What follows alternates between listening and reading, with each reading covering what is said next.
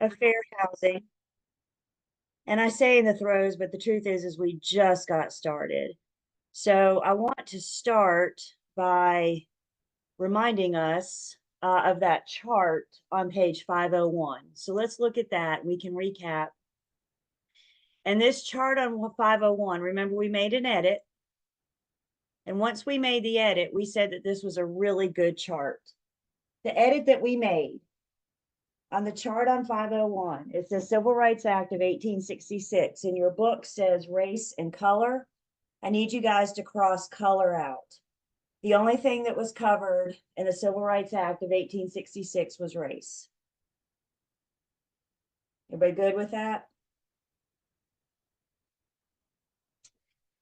And then the chart kind of allows us to see the progression. So Civil Rights Act of 1866 was the way that it was in this country. The only protected class for many, many, many, many, many years was race.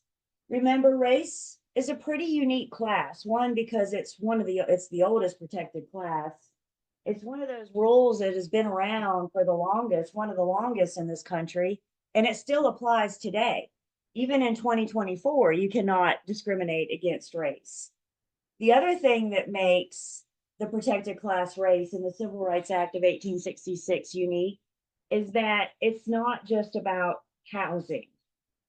Race as a protected class includes everything: residential, commercial, employment, school, whatever. So then we cruised along with the Civil Rights Act of 1866 until things started evolving, things started changing. Now, fast forward to 1968, y'all, we're talking 102 years later. And in 1968, federal fair housing was developed. It was kind of renamed and revamped, if you will. It went from the Civil Rights Act to Title VIII Civil Rights Act, Federal Fair Housing of 1968. And federal fair housing included race, since it adopted the Civil Rights Act. And in addition to race, Federal Fair Housing Act of 1968 picked up color, religion, and national origin. We cruised along again until about 1974, where federal fair housing picked up sex as a protected class. You could no longer be discriminated against your sex, male or female gender. Also remember, make a note above the chart on page 501, next to sex, it says it does not include sexual orientation or gender identity. Cross that out, because as of February 2021, sexual orientation and gender identity are now protected under sex. As our society continues to evolve, we can expect fair housing to evolve with us, fair housing to grow with us. So today, sexual orientation and gender identity are protected under the category sex. Fast forward again one more time to 1988. Y'all, it wasn't that long ago. I know I remember the 80s. 1988, we picked up disability, also handicap. The two are used interchangeably: handicap, disability status, and familial status. We're going to define all these protected classes in just a second. And the other thing the chart gives us is the lenders' protected classes. The lenders' protected classes are the Equal Credit Opportunity Act of 1974. And we can see we parallel a lot with the lenders. The lenders also have protected classes of race, color, religion, national origin, sex. But the lenders also have age, they have marital status, and they have dependency on public assistance income. You will note that disability and familial status are not protected under the lenders' protected classes. So about halfway through that chart, we start varying a little bit for different reasons, different purposes.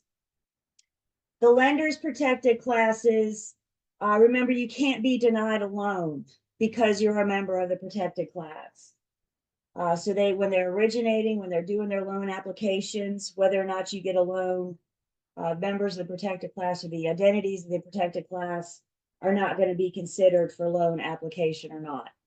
If you're denied a loan, it better be because your debt or income ratio doesn't shake out, period. It's not about the people, it's about their debt to income ratio. So I think this is a good chart once we make that little edit.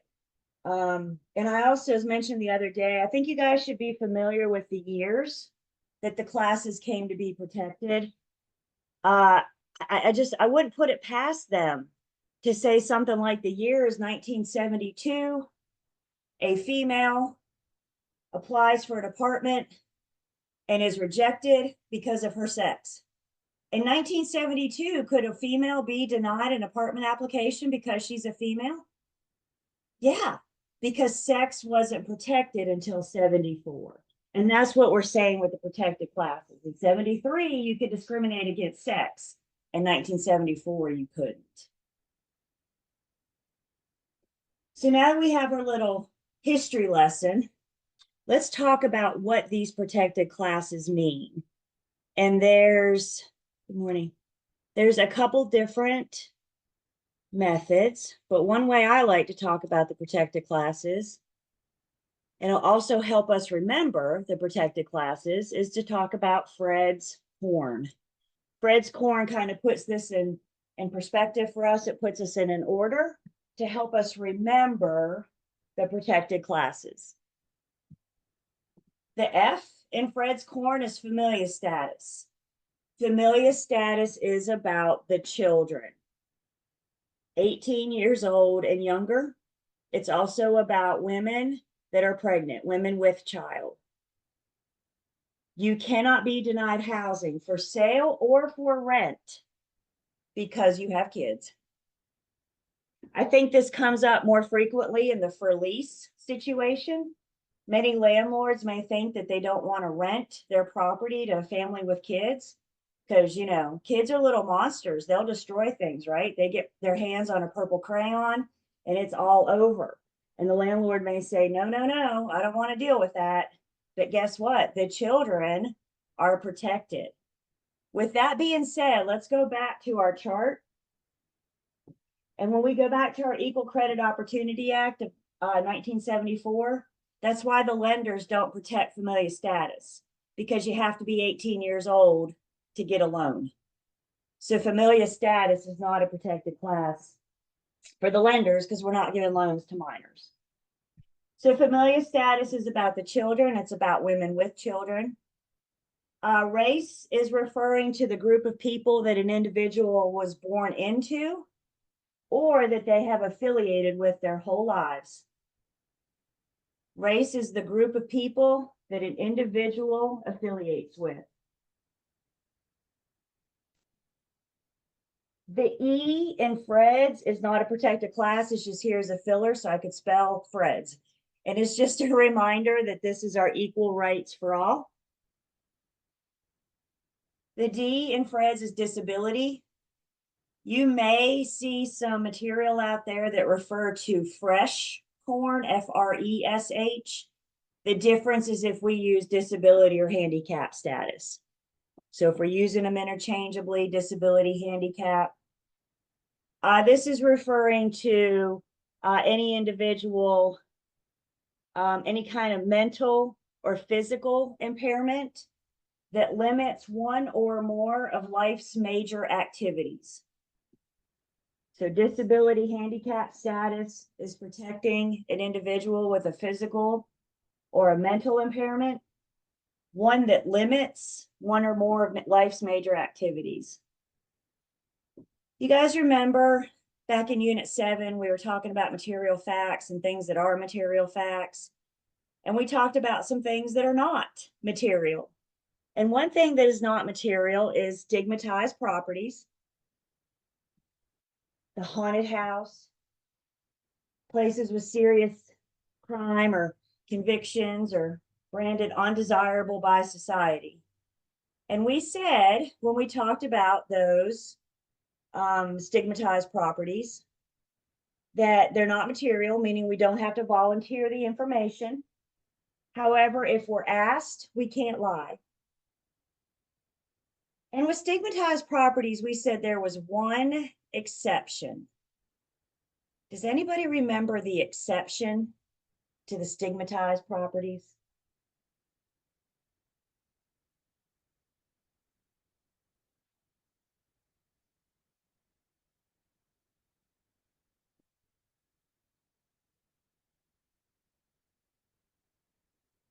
Yeah. No.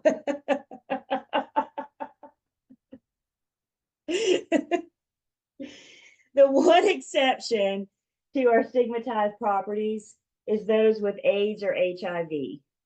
If we're ever asked, has anybody ever lived in this home that had AIDS or HIV? Our answer is always federal fair housing prohibits me from answering that. I'm going to say that again. Federal fair housing prohibits me from answering that, whether you know or not. Could be a family member and you know for a fact federal fair housing prohibits me from answering that because those with AIDS or HIV are protected under disability handicap status in federal fair housing.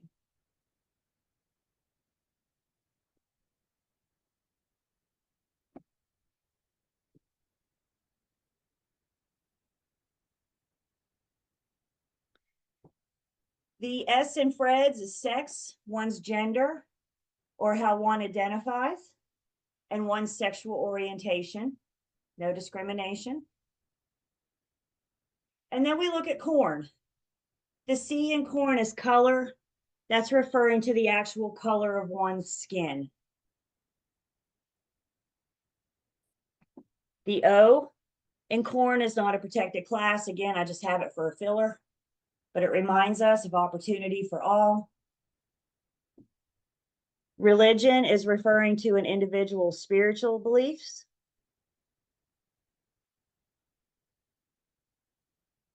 And then national origin is the country in which an individual is derived.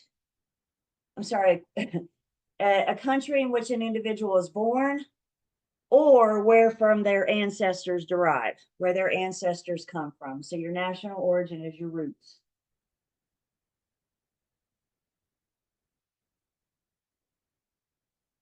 So defining the members of the protected class. So what does federal fair housing say about the protected class? First, let's say what they do not say. Federal fair housing does not say, these are the members of the protected class. Don't you say anything bad about them. That's not what federal fair housing says. Federal fair housing says, these are the members of the protected class. Don't say anything at all. We cannot talk about the people, the members of the protected class. This parallels with what we talk about with agency and dual agency, where we can talk about the property all day long, but we cannot talk about the people. So federal fair housing says, and that's what it means to be a protected class. The members of these classes are protected. And when it comes to a real estate transaction for sale or for lease, then we're not going to have the discussions. It's not about the people. It's about the neighborhood. It's about the property. It's about the amenities, the location.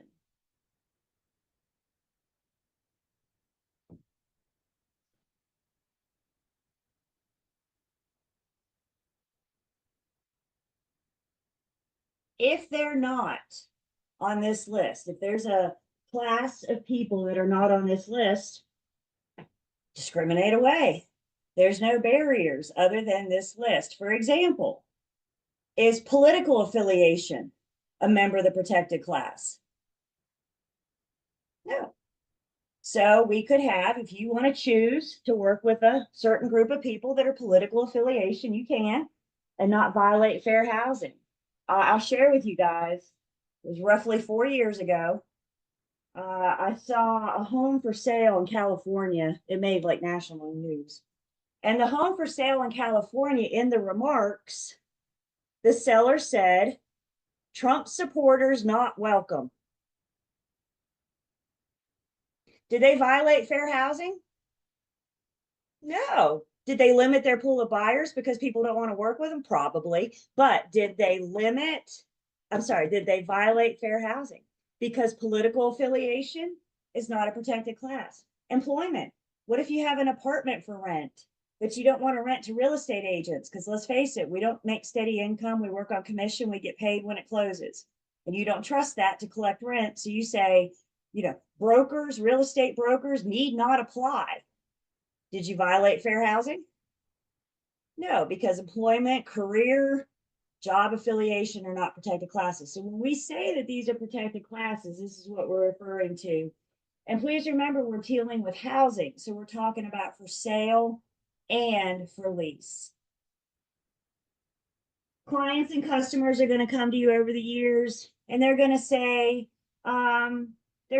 things. And part of what we need to do is help educate them. Federal Fair Housing says, look, these are our rules. You don't have to take on this responsibility, but you do have to act according to us. And let's try to help educate the public on what Federal Fair Housing is about. You may have consumers come to you or customers come to you at some point and say, I want to live in a neighborhood, or I don't want to live in a neighborhood that has or does not have any member of the protected class nearby.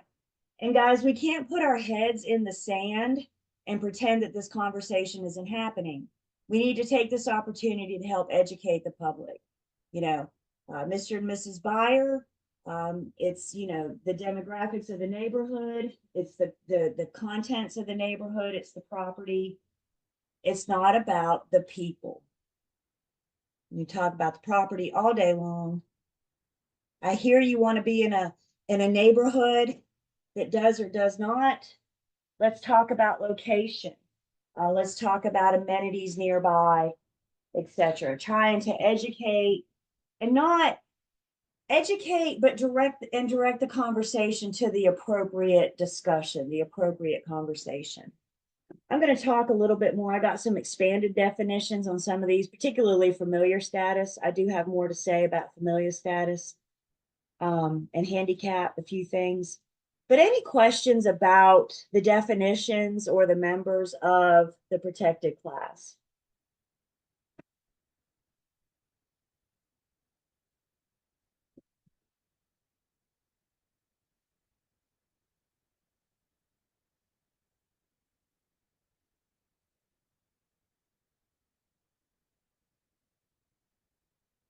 So equal opportunity and fair housing, federal fair housing, it all comes from HUD. HUD stands for the Department of Housing and Urban Development.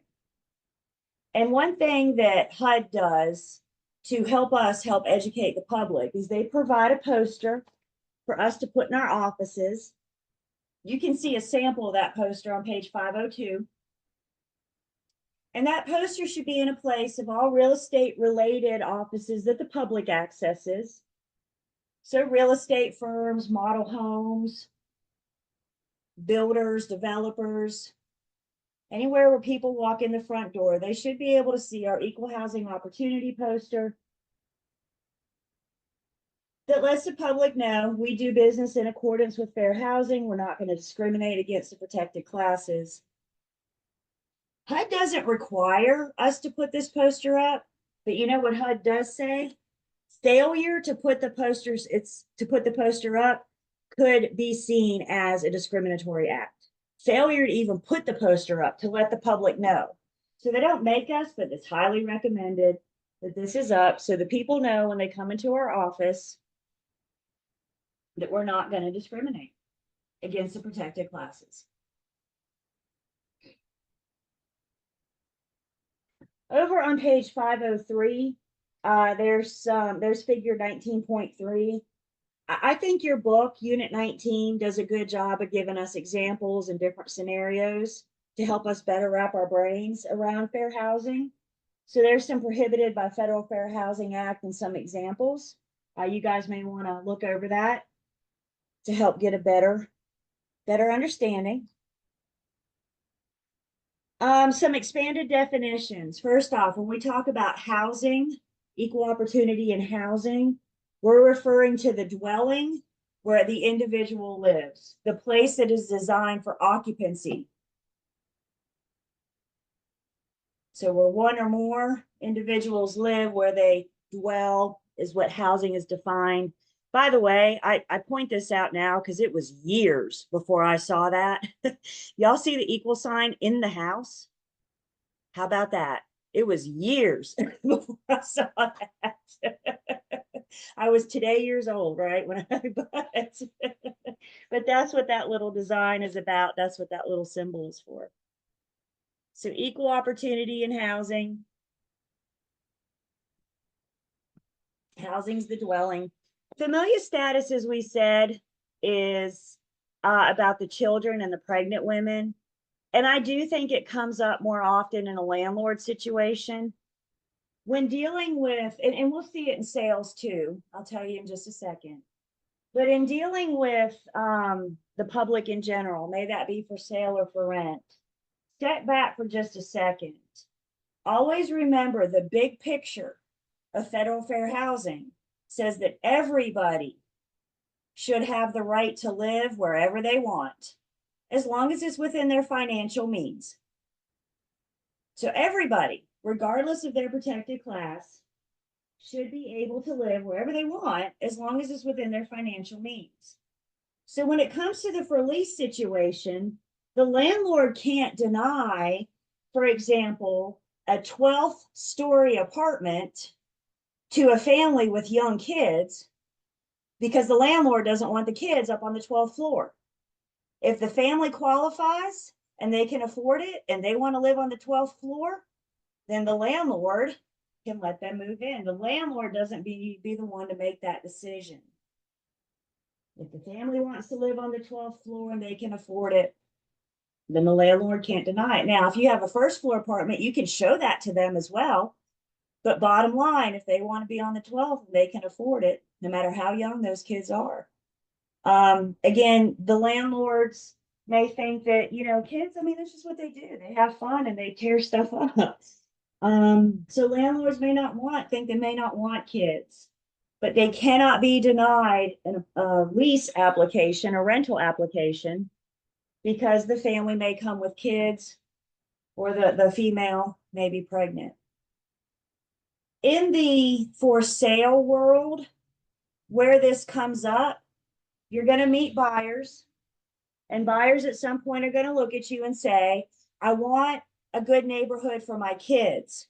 I want neighborhood with kids. I want a neighborhood where my kid has kids to play with. And guys, that's where we need to start educating the public. I don't know what kids live in this neighborhood. I don't even know if the kids in this neighborhood would like your kids or not, if they would want to play with your kids or not. But what I do know is this is the school that this neighborhood is in. There's a playground down the street. There's kid-friendly things around. Does that guarantee there's kids in the neighborhood? I don't know. Driving them towards the amenities, driving them towards the schools. Schools they're a very gray area. And when it comes to schools, sometimes you see schools advertised in properties for sale or listed in properties for sale, but we're doing away with it more and more. Because school boards, they redraw lines sometimes, right? Things change. So when it comes to schools, I'm a big fan of being the source of the source and sending the buyers and tenants to the school board's website. Have them contact the school board. I don't know what's a good school for your kid. So let me give you the resources so you can research the schools and find out what school district you want to be in. So be the source of the source. And again, when they say, I want a neighborhood with kids,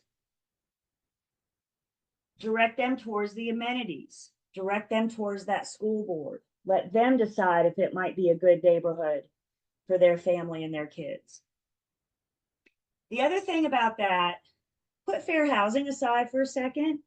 When your buyers are under contract, once we go under contract, we should encourage our buyers to drive by the property at different times of the day, different days of the week, you know? So if they're driving by enough, what does this place look like at 3 o'clock in the afternoon? What does it look like at 9 o'clock at Friday night? Is this a party neighborhood? I don't know. Let's go drive by at 9 o'clock at night. And as they're driving by at different times of the day and different times of the week, then they'll be able to see if there are kids in the neighborhood. So helping them learn about and research their neighborhood.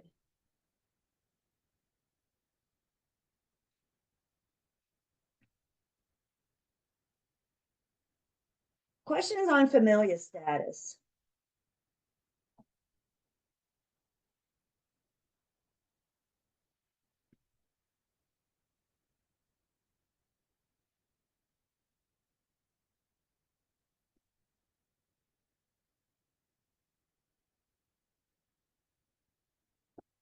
Then we talk a little bit more about our handicap and disability condition. Specifically for rental situations, the tenant that falls under handicap or disability status in a rental situation, the landlord must allow them to make reasonable accommodations to the property to account to allot for their handicap or disability status.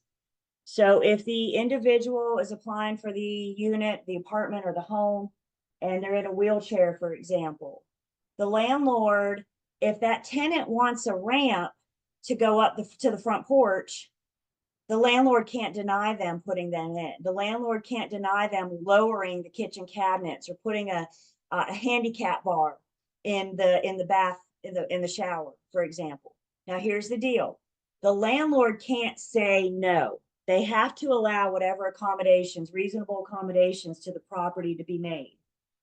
The landlord can require them to put the property back to its original position at the end of the tenancy. The costs would be on the tenant, and there are funds available for the tenant through the various programs, but the landlord can't say no. They can't deny an application because of a handicap disability status. And when that individual needs to make accommodations, they can't be denied. But at the end of the lease, the landlord could have a provision in there that requires the tenant to put it back to its original position. The other thing it says about handicap disability status, look with me on page 504, the in practice. Current substance users are not protected under fair housing, handicap disability. However, those in rehab are.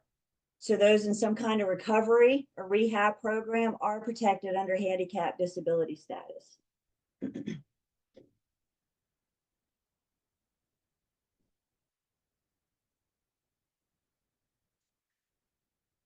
We're also going to talk, because landlords, especially those with apartment complexes, they deal with Fair Housing and American with Disabilities Act. So we're going to refresh ADA and compare that to fair housing. But remember, with the landlords, we said that they also can't deny service animals. So if your tenant, handicap or disability status requires a service animal, federal fair housing, they cannot deny the landlord, and it's not a pet, so they can't charge a pet fee. That service animal is seen, it's an extension of the person with the handicap. So that service animal is no different than a cane or a wheelchair. Federal fair housing currently only recognizes dogs as service animals, trained dogs. Once upon a time ago, not that long ago, they also recognize miniature horses. And I say that because you might find some old literature. It's not but like 2 or 4 years since they've removed that miniature horse. Today, service animals are just dogs. And don't confuse service animals with emotional support animals. Emotional support animals are not service animals. So ADA, federal fair housing, only recognizes service animals as service dogs. Again, we'll talk a little bit more about that. I just bring this up now to let you know that the landlord can't charge a pet fee for that service animal. If that service animal destroys the property, then you just deduct it from that security deposit. No different than if the human destroyed the property.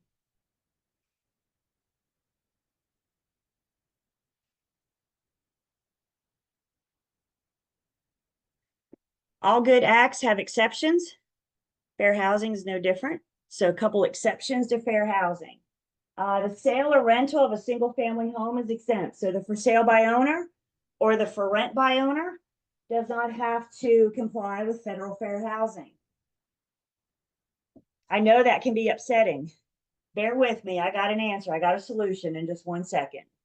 Federal fair housing says the FSBO or the FRBO, for sale by owner, for rent by owner, does not have to comply with federal fair housing. So anyone that does not own more than 3 units at a time. However, once a real estate agent gets involved, there are no exceptions. So if you're going for sale by owner, you didn't hire the agent, so you can discriminate. But if the buyer comes with an agent, now there's an agent involved and discrimination goes out the window. Even though that agent's not representing the seller, once a broker gets involved in the transaction, federal fair housing stands. And then nobody, broker, FSBO, FRBO, nobody can discriminate in their advertising. So you might be, maybe you're for rent by owner, for example, and maybe that what you're trying to rent is a duplex. And you're going to live in one unit and you want to rent the other unit. So you put an ad in the paper and, you know, maybe you're a female and you would feel more comfortable with a female living in the other unit of your duplex.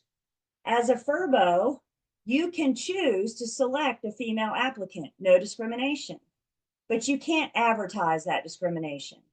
So you can't put an ad out that says, you know, males need not apply, for example. You just can't advertise that discrimination. Advertisement, discrimination advertisement is never, ever allowed.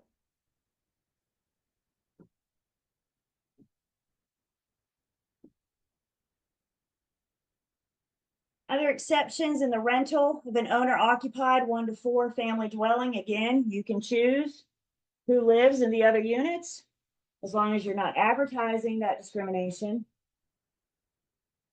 If a religious organization owns a housing, a unit, maybe a property, maybe they own the parsonage or something, they can only allow that to be used by their members. They don't have to open that up to the public. Same thing with a private club. So if the Elks Lodge has a cabin up in the mountains, you can say that this cabin is just for our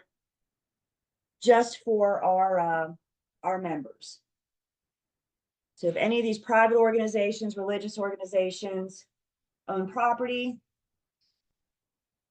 And then the other exception, and probably the biggest one, is housing for older persons. Federal fair housing will allow an exception for housing for older persons. These are communities that are designed, they're developed for maybe people that are 55 or older or 60 older, something like that. They were built for retirement communities, senior living, that kind of thing.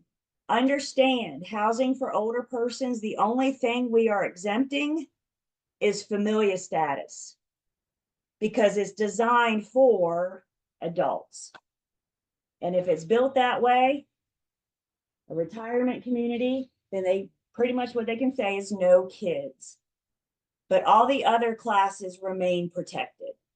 The only exemption to this exemption is familia status. So, I mean, can the grandkids in a retirement community, can the grandkids go spend the weekend with grandma and grandpa, pack their little backpacks and go for the weekend? Sure, sure. They just can't live there. That's what these places are designed. That's what they're set up for.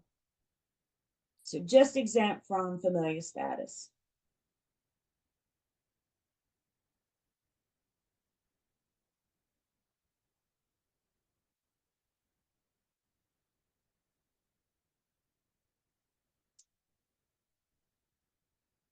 So enforcement of fair housing. If anybody feels that their rights were violated, their rights of their protected class were violated, what they can do is file a complaint. The Office of Fair Housing and Equal Opportunity is the department under HUD that covers federal fair housing. The individual wishing to file the complaint has up to a year to file the complaint after the incident has happened. So if you feel You didn't get the home you wanted for sale, if you didn't get your apartment application, and you feel that the reason why was because of one of the members of the protected class, the one recourse of action you may have is to take it to the Office of Fair Housing and Equal Opportunity. They will conduct an investigation. They will talk to the people involved. And at the end, if they find that discrimination has happened, then they will take appropriate measures toward the person that did the discriminating. You only have a year though. So this kind of takes us back to that statute of limitations. If you're going to take action, do it sooner rather than later.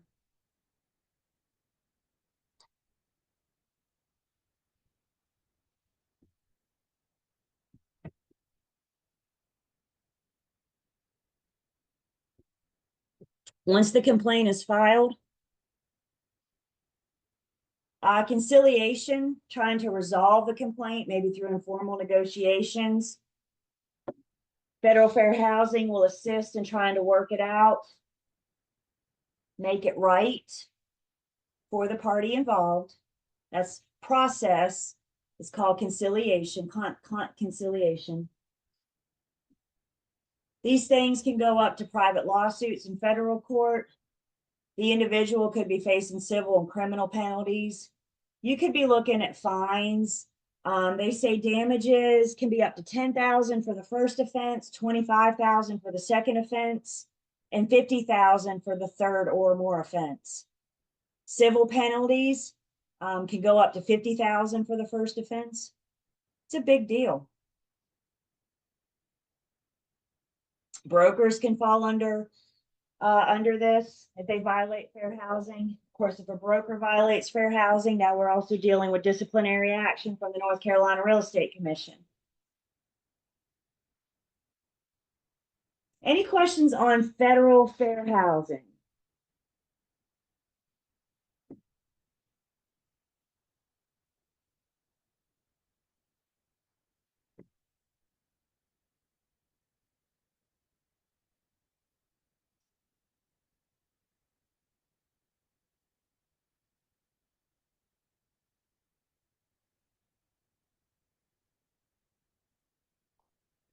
Federal fair housing is federal, it's national. Let's come a little local. North Carolina, we have North Carolina Fair Housing Act of 1983. You don't need to know the year. But North Carolina does have our state fair housing, came to be in the 80s. And the good news for us in North Carolina is that the protected classes are the same as what they are for federal fair housing.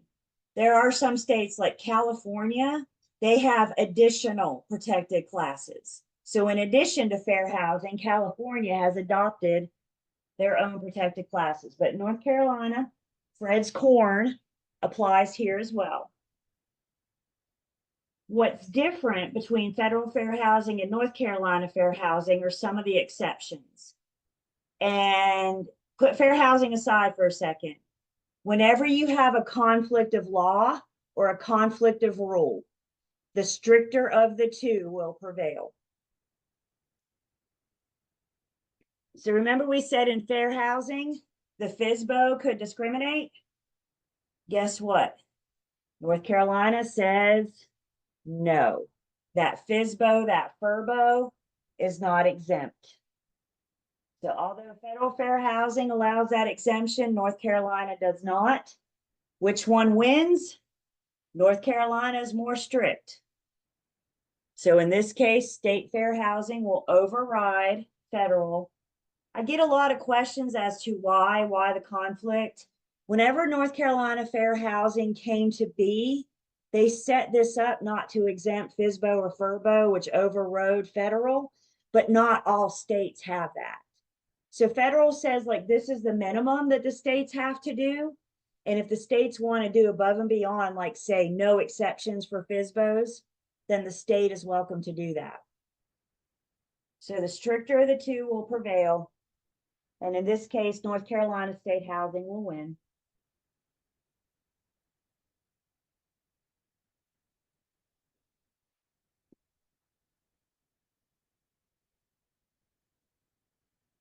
Another difference between federal and state. Federal only allows a rental exemption if the owner lives in the unit, the person named on the deed. We said 1 to 4 units. If the owner occupied, then they can choose who lives in the other units. State is not as strict. State allows rental exemption if the owner or their family member. So if somebody's, I don't know, maybe somebody's kid's going to Chapel Hill and they want to buy a duplex for their kid to live in while they go to college. State will allow them to choose who lives in the other unit. Federal will not. So federal fair housing would override state. Some of it may depend too on where the complaint starts. Does it start with federal fair housing or does it start with state? But in this case, fair housing would override because it's more strict. This is just owner occupied.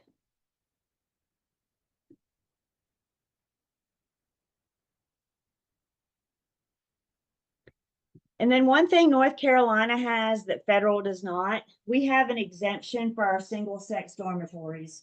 So think about our college dorms, military barracks. State law allows exemptions. Federal does not address single sex dormitories. You get a lot of college campuses now that have co-ed dorms. Those are not a violation.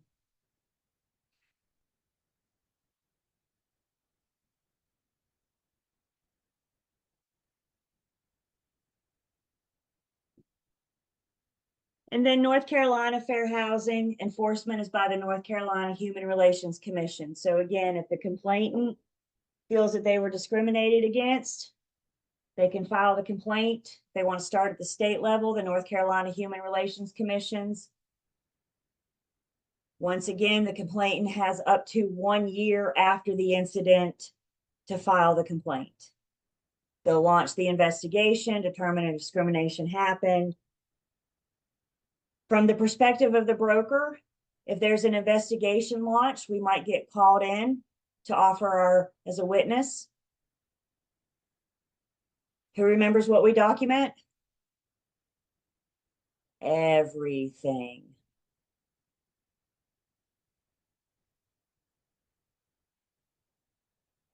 And the other big thing of fair housing, or another big thing, what we do for one, we do for all. Make it part of your business practice that you treat all buyers, all sellers, all landlords, all tenants the same every single time, every single transaction. This is another reason why I'm such a big fan of checklists. And that way I can verify I did this, this, and this for this person. Jen gets me. I did that, and that for this person. I don't know that I could get out of bed without a checklist. I don't know. Step 1, get out of bed. I mean, you know, I live and breathe by those things. Yes. Is it fair to say that one of the most satisfying things in the world is crumpling up a complete checklist and throwing it away? Ah. Any questions on state fair housing? Again, the focus on state are those exemptions. What's different from federal?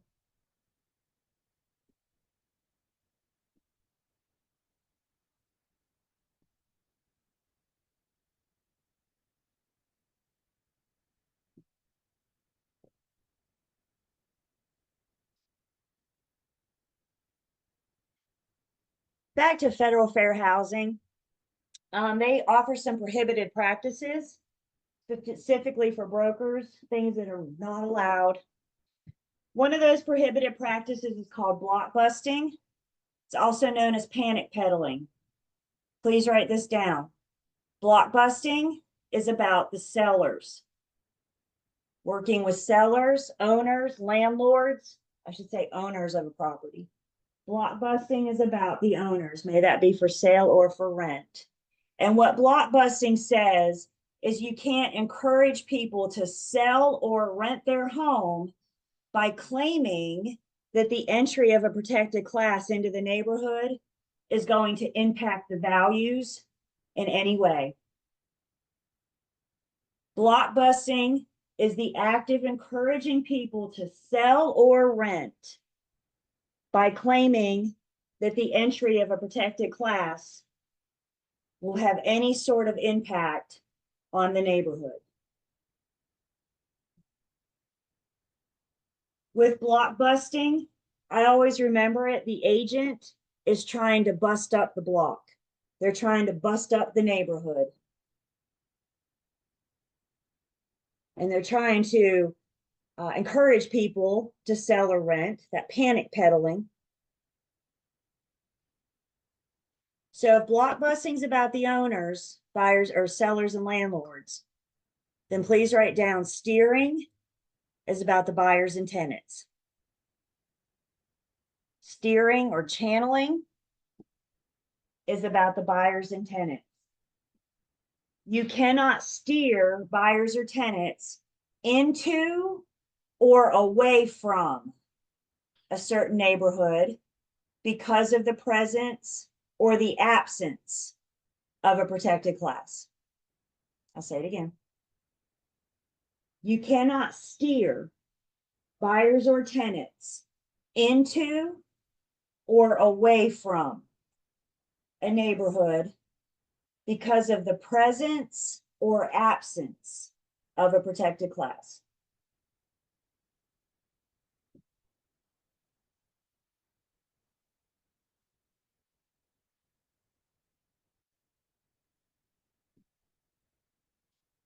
Also prohibited, as we said, is any discrimination in advertising.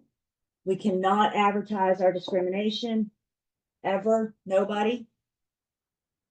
Advertising includes our print media, social media, however you're marketing, however you're advertising, fair housing has an umbrella to cover it. Advertising with fair housing has taken on a new life in the last several years. Probably been about 3 years now, 3 or 4. MLSs have started implementing a software in our program. Fair housing has a list of words that, if used inappropriately, could be seen as discrimination. And they have flagged these words. And now in our MLSs, we have these softwares. And when one of these flagged words is put into the system, MLS is going to throw a warning. They're not telling me not to use it. They're just saying, warning, make sure you're using this word appropriately. I remember when we first got the software, my team works a lot with builders, new construction, and we got the software and I was putting a listing in for one of our builders. And in the remarks, I typed white kitchen cabinets. And it tagged me, it flagged me. Enough that made me go, oh no, what'd I do wrong? Guys, understand, it wasn't saying don't use the word white. It was saying be very careful that you're using the word white appropriately. Can I use the word white to talk about the property, to talk about the kitchen cabinets? Sure. What I can't use the word white is to talk about the people, the neighborhood, etc. So it's not telling me not to use it. It's just saying, whoa, whoa, be very careful that you're using it appropriately. Over on page 510, there's a little sample of HUD's advertising guidelines. Again, I'm a big fan of the pictures and the examples in this unit. And I can't tell you when this was published, but even since this was published, Federal Fair Housing's advertising guidelines have evolved. For example, a lot of MLSs are doing away with the verbiage of master bedroom and replacing that with primary bedroom or owner's suite. So even as we speak, these advertising guidelines are changing and they will continue to do so. Always have updates from Fair Housing Once you guys are licensed, it's important that you stay on top of fair housing. April has been coined Fair Housing Month. So that's a good opportunity for firms to review their fair housing policies, make sure the agents are on the up and up. And there's a lot of good resources out there. We'll share some in just a bit. The other prohibited practice then is redlining. Please write down that redlining is for the lenders. Redlining is a lender's prohibited practice. And what redlining is, once upon a time ago in this country, lenders would have like a map of the city on the wall, and they would actually take their red marker to the map and they would say, guys, we're not going to originate loans here, here, or here. They actually circled areas and neighborhoods on the map and said no loans. Today, redlining is not allowed. The location of the property does not matter, whether or not you're going to get loan application or loan approval. When it comes to loan approval, it comes down to debt or income ratio. The property may have to qualify if it's an FHA or a VA loan, but you can't be denied because it's in a particular neighborhood.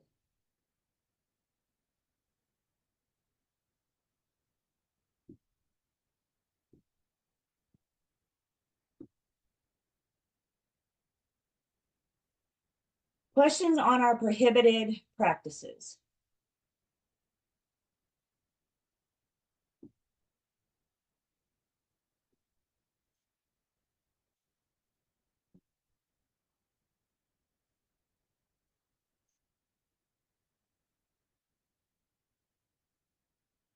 Okay.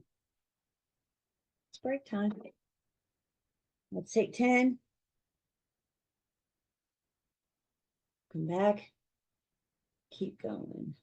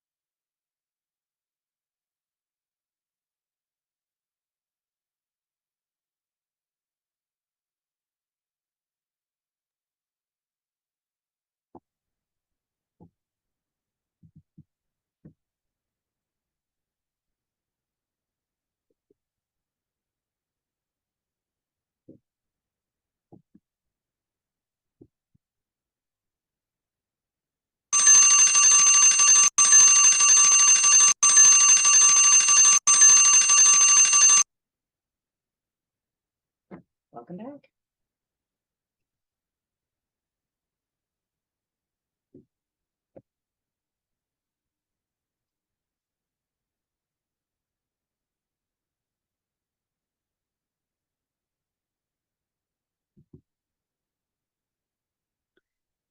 So I'm going to take attendance. Let me say something else about advertising, particularly for us.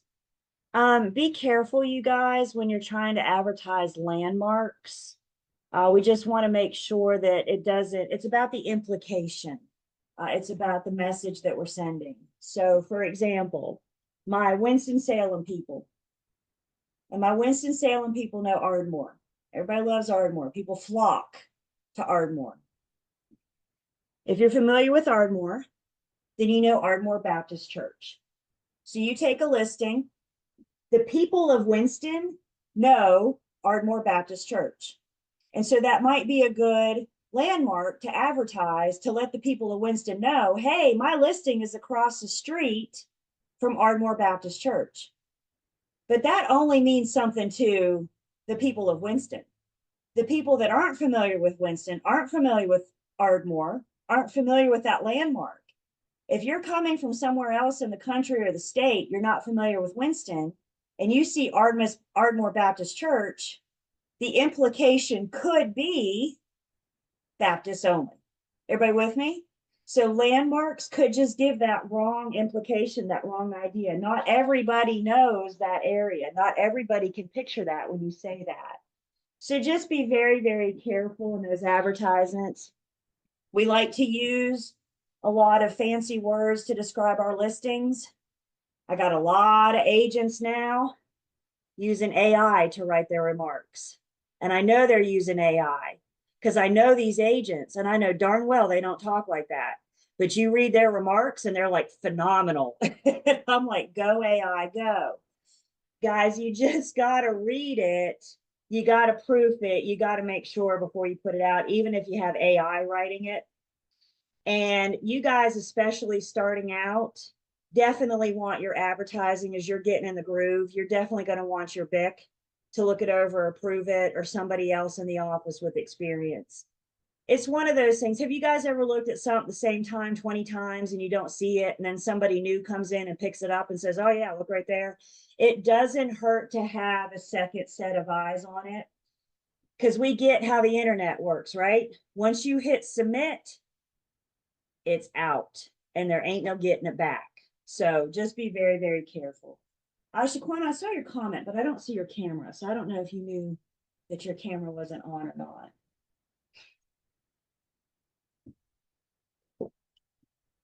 And again, with the software that Fair Housing has provided us in MLS, flagging words, it's been eye-awakening of the words that could be used inappropriately. So again, they're saying they'll give you a caution and a little yellow symbol. You know, it looks really scary, but they're not saying you're in trouble. They're just saying, warning, make sure you're using this word appropriately. Perfect. Questions on our prohibited practices?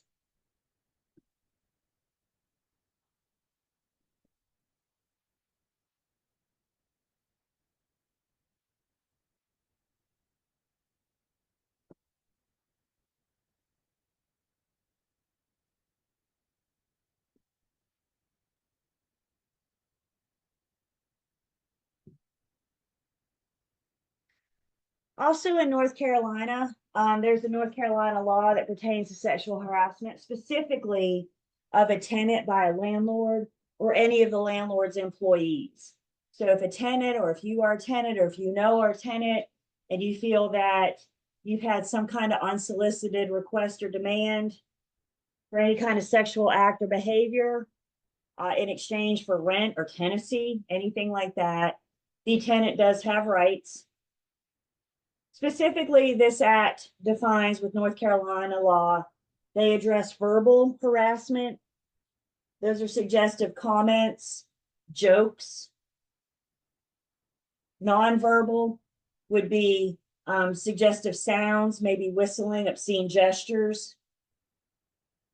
And then physical would be inappropriate touching, fondling. Again, this is a green star, so just know that the tenants have rights when it comes to sexual harassment by their prospective landlords. So now that we've talked about fair housing, let's bring this home. And what does this mean for us? We could be found guilty of discrimination even if there was no intent. Bottom line, how did you make the people feel? If you made them feel that you treated them differently, for whatever reason, they may feel that they were violated as a member of the protected class. Let's say you're doing an open house on Sunday and you set up your open house and you have your registry in the kitchen alongside a plate of fresh baked cookies. And people start coming into your open house and you're hanging out by the front door greeting them. And people start coming in. Welcome to my open house. Thank you for coming. As you're touring the home, make sure you swing by the kitchen, sign my registry, and have a cookie. And you're saying this to all the people that come in. And then a group comes in that you don't get to say it. Maybe you're talking to somebody, maybe you're on your phone. You're not at the place, you don't say it. And then somebody comes in after that and they hear you say, have a cookie, sign my registry. The person after that, the person after that. Without meaning to, did you treat that group differently? You told everybody else to have a cookie except one. Did you treat that one differently? The implication is there. Did you discriminate? Probably not. You just got busy, but it's how you made that person feel. You made them feel like you treated them differently than everybody else that came into your open house.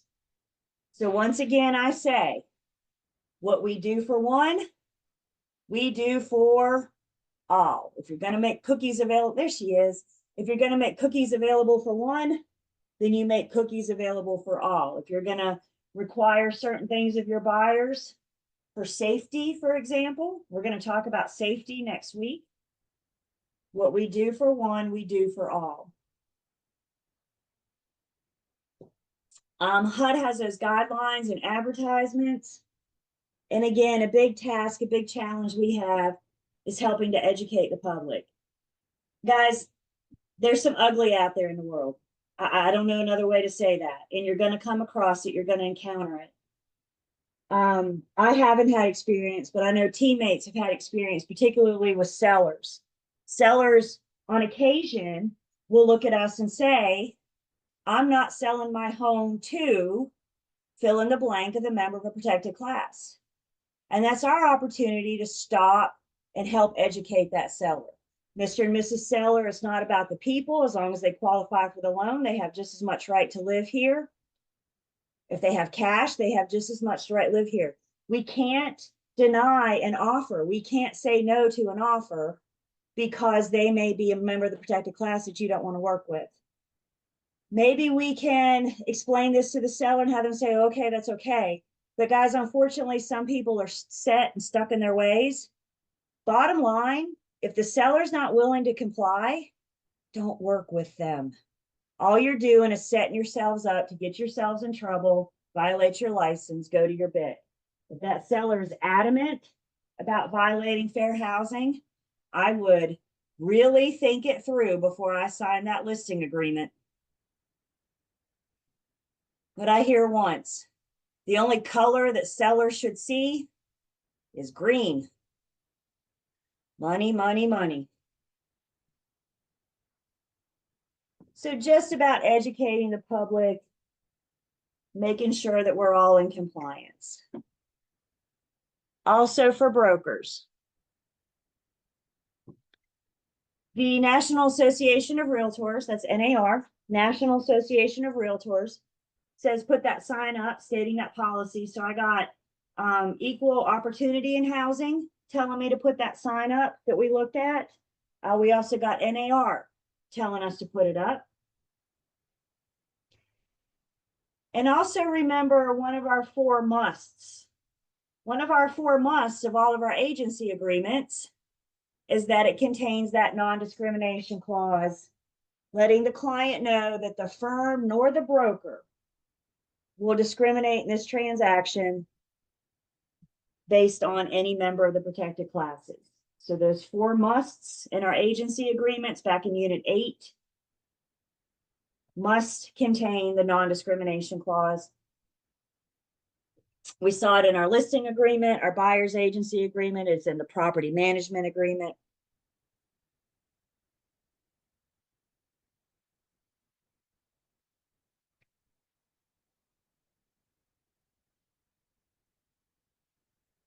There's a new commission rule. This came to be in July of 2023. So this thing is just a little over a year old. We've always had in agency, we've always had that we cannot discriminate with our clients. This new rule says the consumer. So what the new rule says is we cannot conduct brokerage activities or promote our status as being a broker in any manner that discriminates on the basis of Fred's Corn. So it takes that protection for just clients and expands it to customers and consumers. Consumers are reading your advertisements. Consumers are reading your MLS remarks. So it addresses all brokerage activities. And this is another good example of how license law and commission rule, fair housing, all of that will evolve, continue to grow, continue to change as society does. There's another page 513. There's another good in practice, some situation and responses. Again, I really like the material in your book for Unit 19. And I got a couple other things for you guys in the online learning system that we'll look at in just a second. All right, let's talk a little bit more about ADA, American with Disabilities Act. The goal of ADA is to provide people, regardless of their handicap or disability status, access to the same amenities as those that do not have a handicap or disability status. ADA is about public accommodations. Please write that down. ADA is public accommodations. And all employers with 15 or more employees are required to make their public accommodations, are required to make their place of employment. If the public's going to access it, then they need to allow for those public accommodations, 15 or more employees. If you own a store, for example, people come in and shop, have coffee, whatever. If you have 15 or more employees, if somebody comes in with their service animal, you cannot deny them access. Now they have the rights, they have rights. They don't need to be, those individuals don't need to be bombarded with a bunch of questions. We can't look at them and say, why do you need this dog? Why is this dog here? If they come in with the service animal, we have to accept it. Service animals are usually equipped with some kind of service animal vest or some kind of mark, letting us know that this is a service animal. Let's be really honest, you guys. There are people out there that take advantage of this. I bet you if we went to Amazon this afternoon, we could find a vest for our dog and say, this is a service animal. Does slapping a vest on your dog make them a service animal? No. But if you do that, you can't be denied entry. They can't look at you and say, clearly this isn't a service animal. However, once you get inside, if your dog starts acting up, jumping up and down on people, piddling on the floor, that's not how a service animal acts, and they can be asked to leave at that point. So once they get in and they start acting, not acting like a service animal, service animals are not pets.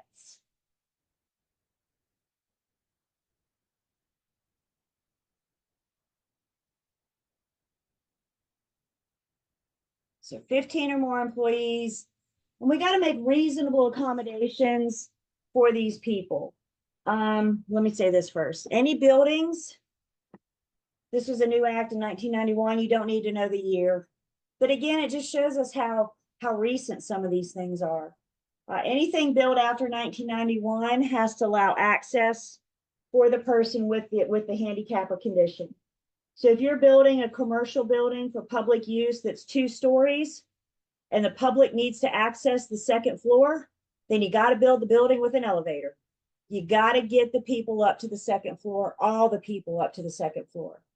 Now, if your building's old, let's say you have a 2-story building that was built in the 60s, they're not going to make you tear it down and rebuild it with an elevator. They're not going to make you spend crazy modifications, but they do expect reasonable accommodations. So you'll need some kind of office or access on the first floor for all to access. Maybe have more parking spaces for handicap, etc. Can they really? Shaquan, I didn't know that. That's good to know. Thank you.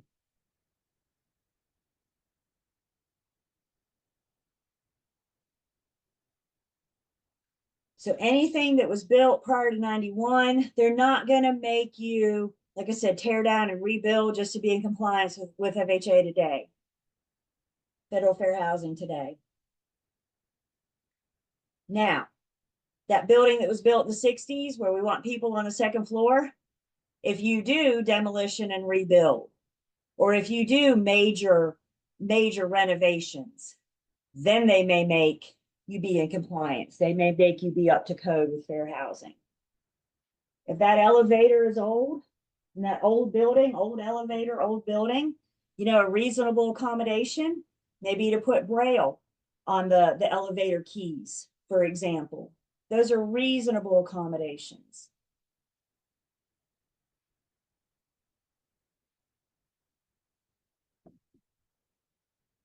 If we were to do a side-by-side comparison, guys, this is a problem topic. ADA is about public accommodations. Fair housing is the dwelling, the unit where we live. ADA is public accommodations. Fair housing is where we live.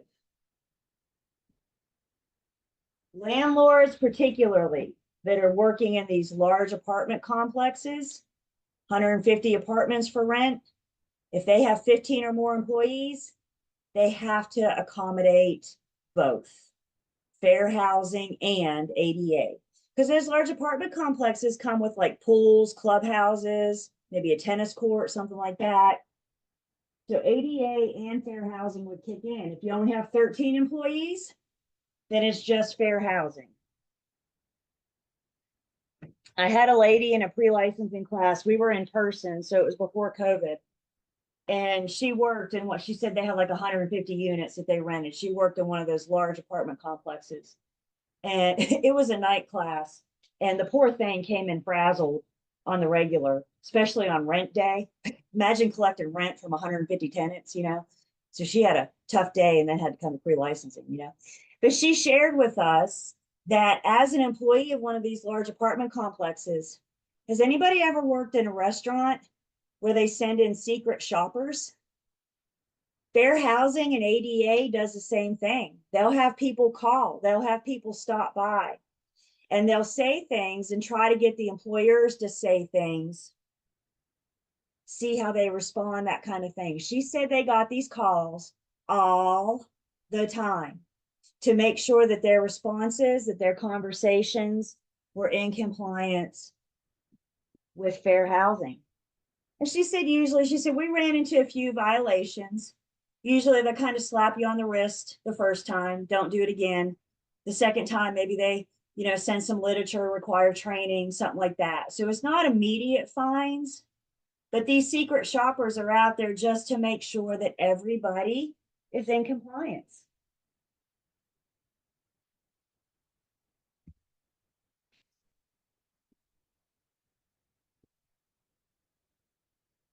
Service animals, yep, are allowed. Currently recognized dogs. Emotional support animals are not service animals. Do y'all remember? I don't remember how long ago it was. You might remember hearing on the news several years ago The lady that tried to get on the airplane with her emotional support peacock. Y'all remember her? And I don't remember the airline, but they denied her. And she threw ADA at them. And ADA said, whoa, whoa, whoa, don't put our name in this. We only recognize service animals. Now, I do think she got some points and frequent flyer miles and everything to make her quiet down a little bit. But that was the airline out of the kindness of their heart. That was nothing from ADA doesn't recognize peacocks. They only recognize service animals. People are fun, aren't they? You never know what you're going to see when you walk out your front door. So I like this side of the door sometimes. Any questions on ADA or fair housing?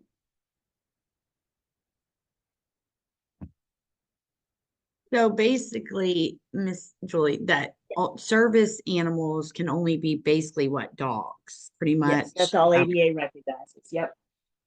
And they're trained, you know, they're trained to take care of maybe it's a CNI dog. Some dogs can detect like if a seizure is getting ready to happen, you know, that kind of thing. My dog, we breed golden doodles, but my poodle, it alerts me when I'm a diabetic, type 1 diabetic, and it will jump on me when my sugar's real low and wake me up. Isn't that something? That's great, Lynn. Thank you. And that's their job. And that's what I think sometimes we forget. They're not pets. It's not doggy. Let's go pet the doggy. I mean, this is a pet. It's like the police dog, you know? And I think that's good to remind our kids sometimes. We're big baseball fans. And, you know, in High Point, we now have the High Point Rockers, which is very exciting for us. And I remember the first year of the High Point Rockers, there was a woman in a wheelchair that came to games on the Often. And she had a dog. I think it was a Labrador that came with her. And when she was sitting in the concourse watching the game, the dog laid down behind her. And it might have been Lynn with type 1 diabetes or a seizure or something like that. But I like that she took the extra step and put a little tent out next to her dog that said, I am a service animal. Please ask to pet me. You know, so it let the people know this isn't, you know, and that, y'all think about a baseball game, the sounds and the smells and the kids and the balls flying around. A non-service animal would be freaking out having a heyday. But this dog laid there chill the whole entire game because it was doing a job. It was service purpose. That's the difference between a service animal and a pet. Dwelling means unit. Dwelling means where we live. May it be a house, an apartment, a condo. It is the unit we live in.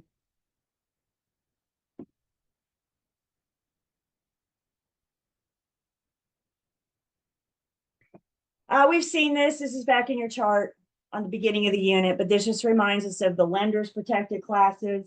Again, similar, but different. So just refer to that chart on 501. The last piece of this section then is talking about the Realtors Code of Ethics. Whenever you see Realtor, we've now moved from the North Carolina Real Estate Commission to the National Association of Realtors. Brokers are Real Estate Commission, Realtors are National Association of Realtors. If your firm is a member of NAR, once you affiliate with your firm, then you will also be a member of NAR. So whether or not you join NAR or not depends on your firm. Once you join NAR and become a member, then you can call yourself a realtor. And as a realtor, NAR offers us a code of ethics. Code of ethics are those sets of rules. Code of ethics are those realtor obligations. The code of ethics makes what sets apart the realtor from the broker. You will get your code of ethics training when you join your local board of realtors. So Winston-Salem Board of Realtors, High Point, Greensboro, wherever you are. So you will get your code of ethics training as part of your onboarding. After that, as realtors, we are required to do code of ethics currently every 3 years. So once you get started every 3 years, the 3 years ends this year. So it's not your 3 years, it's the Realtor's 3 years, the NAR's 3 years. So 3 years is up. Realtors all over this country are scrambling to get in their code of ethics before December 31st, 2024, including yours truly, that is actually going on December 5th. Whew, that was close, but I'm in.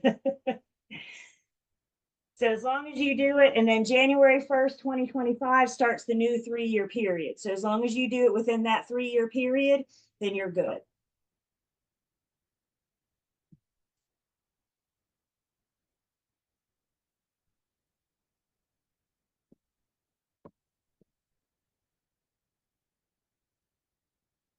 Questions?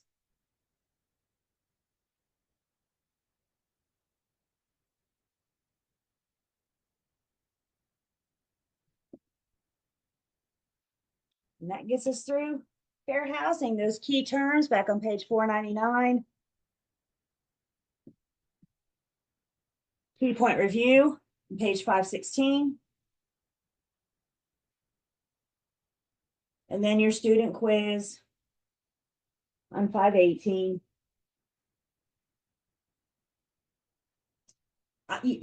I've said it, I'll say it again. All throughout your book, there's good in practices for examples, figures, charts, graphs, things that help take this information and put it more in perspective. Of the whole book, I'm the biggest fan of Unit 19 for examples and things to help us understand. Good question comes in. So we have to take CE every year. Does that include my code of ethics? Some schools have their code of ethics class will allow you to account for elective credit. So it depends on the school, it depends on the class. But if you can, when you do find, like Carolina School of Real Estate, for example, when you take a code of ethics class with us, that'll only also satisfy your code of ethics requirement, but it'll also require your CE. So 2 birds, 1 stone, if you want to do it that way, which most of us do. Those that don't get elective credits are the ones that are waiting until December 30th and got to get what they get, But yeah, you can often find it count for both. They used to make us do code of ethics every 4 years. And then, 2017, 2018, something like that, they changed it to 2. I said, what are we doing wrong that we had to go from 4 to 2? And then a couple of years ago, they said, okay, 2's too often. How about you guys do it once every 3 years? He said, all right, that's better. So currently, and that's why I say currently, it's 3 years, subject to change. If we look in the online learning system, if we look at the Unit 19 material in the online learning system, I got some good stuff in here. First off, what I have is the North Carolina Real Estate Commission's Q&A on fair housing. Guys, this is a great document right here. This sums up the things that we've talked about. It goes over those points from your book. And as I just said, these Q&A brochures are literally straight from the horse's mouth. So what does the North Carolina Real Estate Commission say about fair housing? Remember, they're the ones giving you your test. So fair housing, North Carolina Real Estate Commission, they offer up these Q&A brochures. Also in the Unit 19 material, I have some fair housing case studies. So it kind of gives you a scenario. It's like choose your own adventure. It gives you a scenario and then it gives you some options on how you would respond, A, B, C, or D. I think these are great to helping us better understand fair housing. We've defined the protected classes, but these help us put them in practice. These help us put them in place. Each case study has the explanation, and that's what this other piece is here. So here's the explanation for case study 1 and why the correct answer is A. If you just looked at this and thought, gee, it looks like Julie copied this straight out of a book, you would be right. And specifically the book that I got it from, again, straight from the horse's mouth, we have book called the North Carolina Real Estate Manual. This answers the question, what would the Real Estate Commission say? And here it is right here. Y'all see this thing? It looks about as big as your post-licensing book. I'm sorry, your pre-licensing book. Guess what? This is your post-licensing book. So this is what you have to look forward to. Now, we don't go through the whole thing in post. We don't go through the whole thing. But this is the book. And the good news is you can use it for all three. So once you're done with your pre-licensing book, you got another coming your way. And the Real Estate Manual has a whole unit on fair housing. So that's where those case studies came from. Again, straight from the horse's mouth, straight from the North Carolina Real Estate Commission.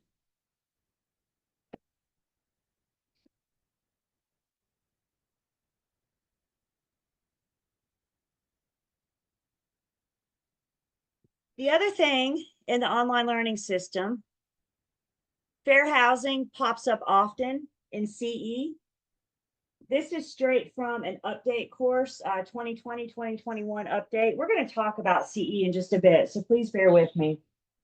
But this was a section straight from our update course in CE.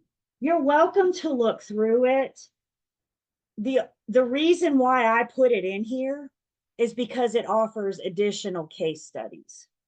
So if you like the case studies, if you like taking fair housing and putting it in practice, making it applicable, then these 4 discussions are in this publications and the explanations are at the very end. So if you scroll down to the bottom, then you can hear, for example, if Ray was correct, why or why not. So it'll answer these questions at the end of the PDF there.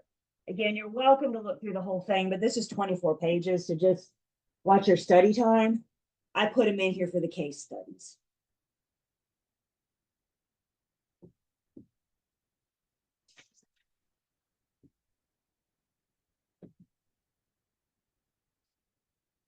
Questions, comments? Fair housing.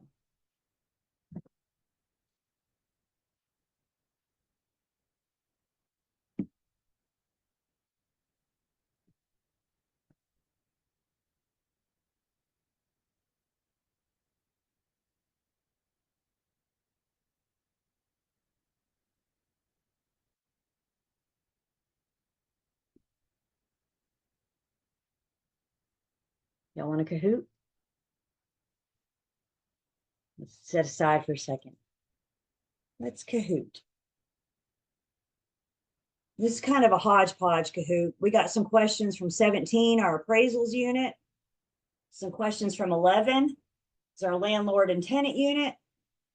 And then 19, fair housing. So here's your QR code. If you're doing the app or the website, there's your game pin.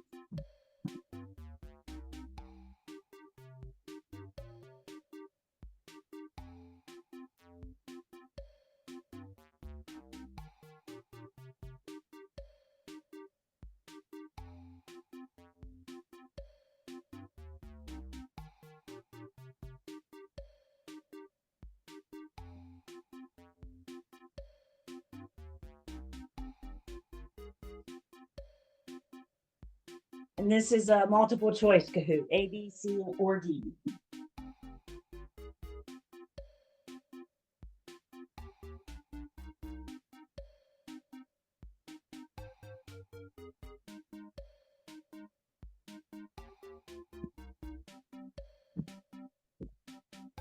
If you don't want to play on your phone, of course, that's fine. I'll never make you Kahoot. But if you don't want to play on your phone, or if your phone's not working, we can always play in our mind. The important thing to me is that you guys get the information. That's what Kahoot's all about.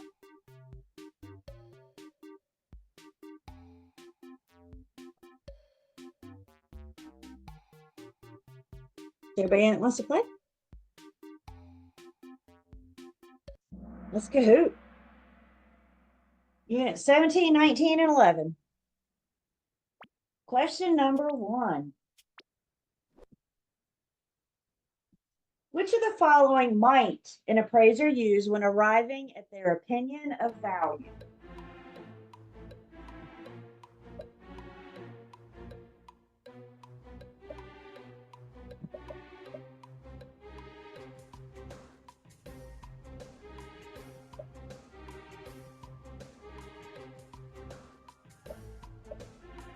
10 seconds.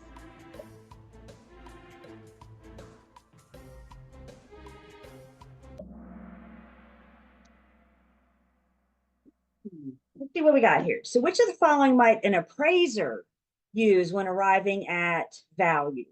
The appraiser has three approaches to value: sales comparison approach, cost approach, and the income capitalization approach.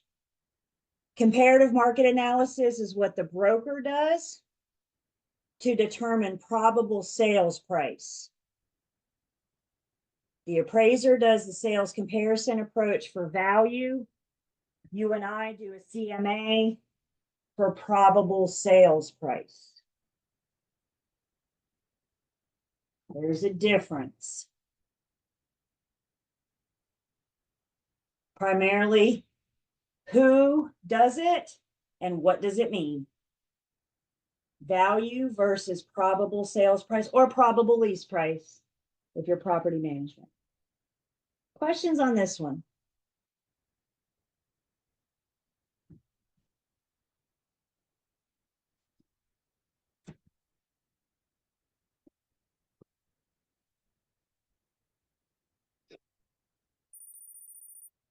So we got Jen, Jennifer, and Cece. Shauna and Ashley are on the board. That's good. Jen, Jennifer, and Cece. Question number 2. The sales comparison approach to value would be best when an appraiser is estimating the value of.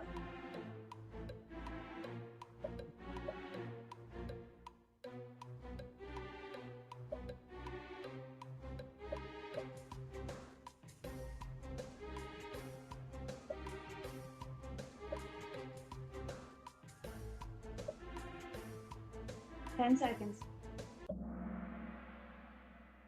There we go. Sales comparison approach is best when we're looking for resale and land. So when the appraiser is trying to arrive at value on a resale property or land, they're going to put the most weight on the sales comparison approach. The cost approach is best for special use properties. So think churches, schools, hospitals, new construction. And then the income capitalization approach is best for properties that produce an income, wherever you collect rent, commercial and residential. So the retail location and the apartment building would be best for the appraiser to use the income capitalization approach. Questions on this one?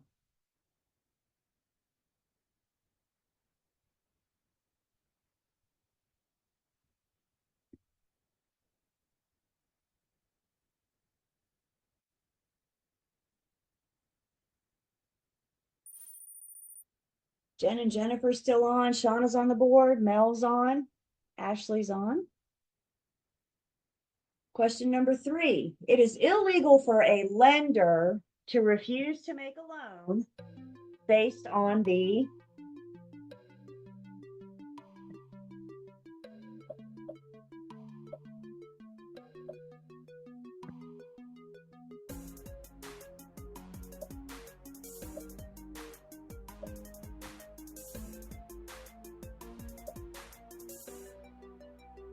Eight seconds.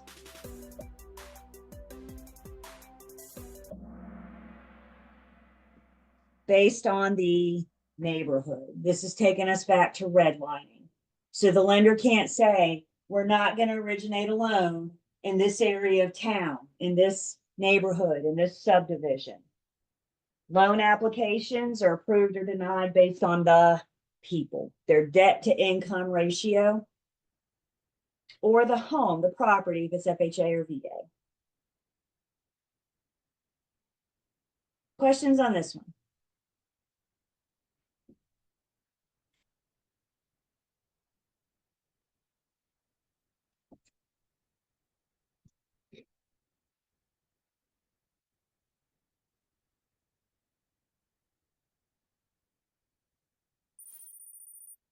Jen and Jennifer still up. Ashley's up. Shauna's on the board. Lynn's up on the board. Cece's our highest climber, up 3 places.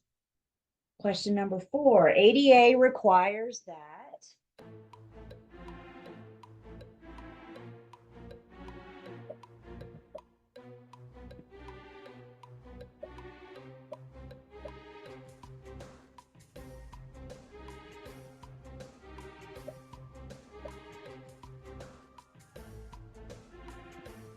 Ten seconds.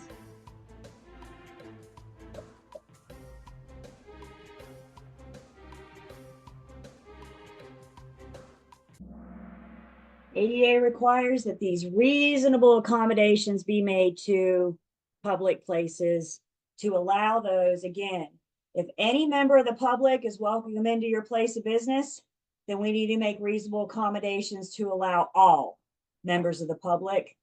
And that includes those under handicap disability conditions.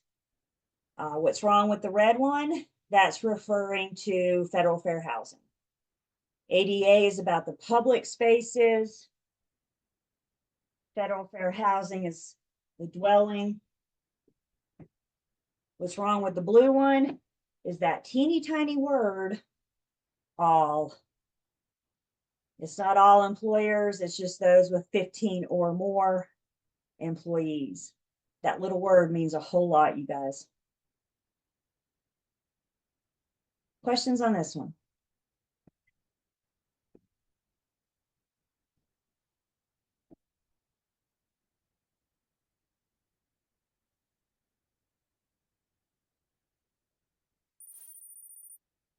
Jen's on fire this round. She's got an answer streak of 4. Jennifer's still on. Those are the 2 to beat this time. Mel's trying. She's creeping up. Shauna's on. Cece's on the board.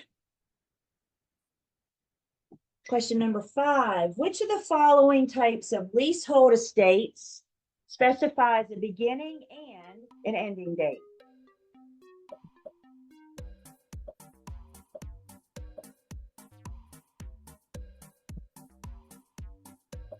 Eight seconds.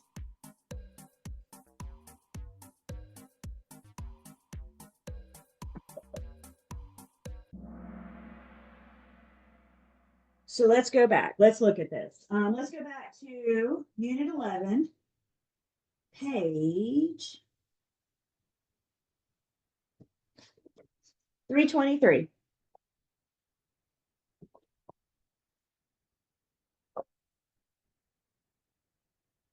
And on 323, we have the different types of estates that we're looking at here. And remember, what sets them apart, what differentiates them is how they end.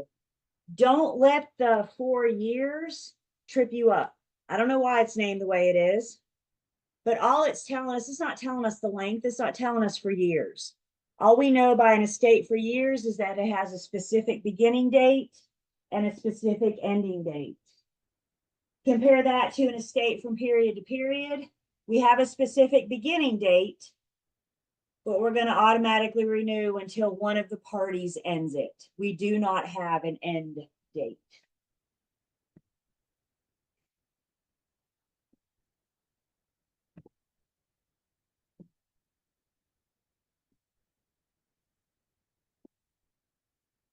Questions on this one?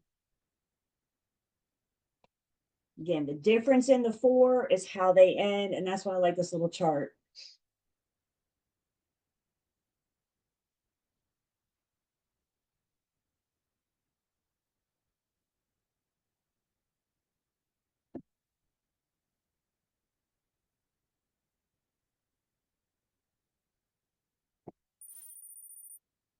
Jen's still up. Shauna's on fire. She jumped up. Cece's up. Jennifer, Mel are still on the board. Question number 6. Which of the following creates a warranty of fit and habitable conditions?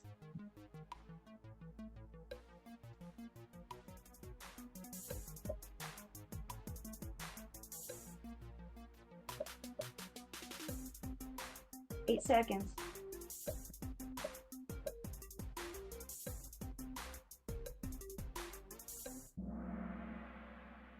Fit and habitable conditions, that's what the North Carolina Residential Rental Agreement Act addresses. That's the relationship between the landlord and the tenant.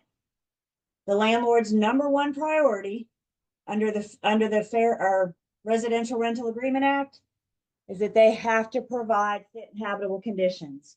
And see, fair housing laws are meant to protect non-discrimination against the protected classes. Fit and habitable conditions is our Residential Rental Agreement Act. Questions on this one?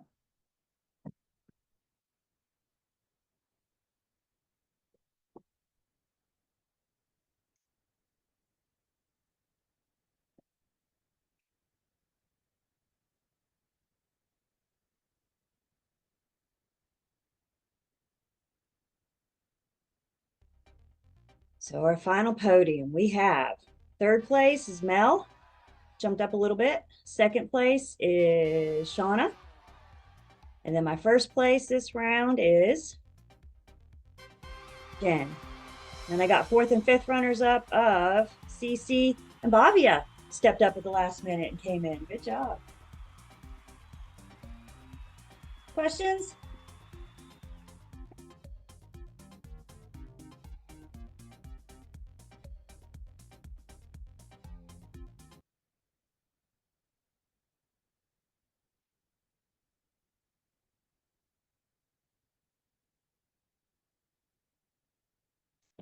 All right. Let's take 10. When we come back, the long awaited, much anticipated license law and commission rule. Let's take 10.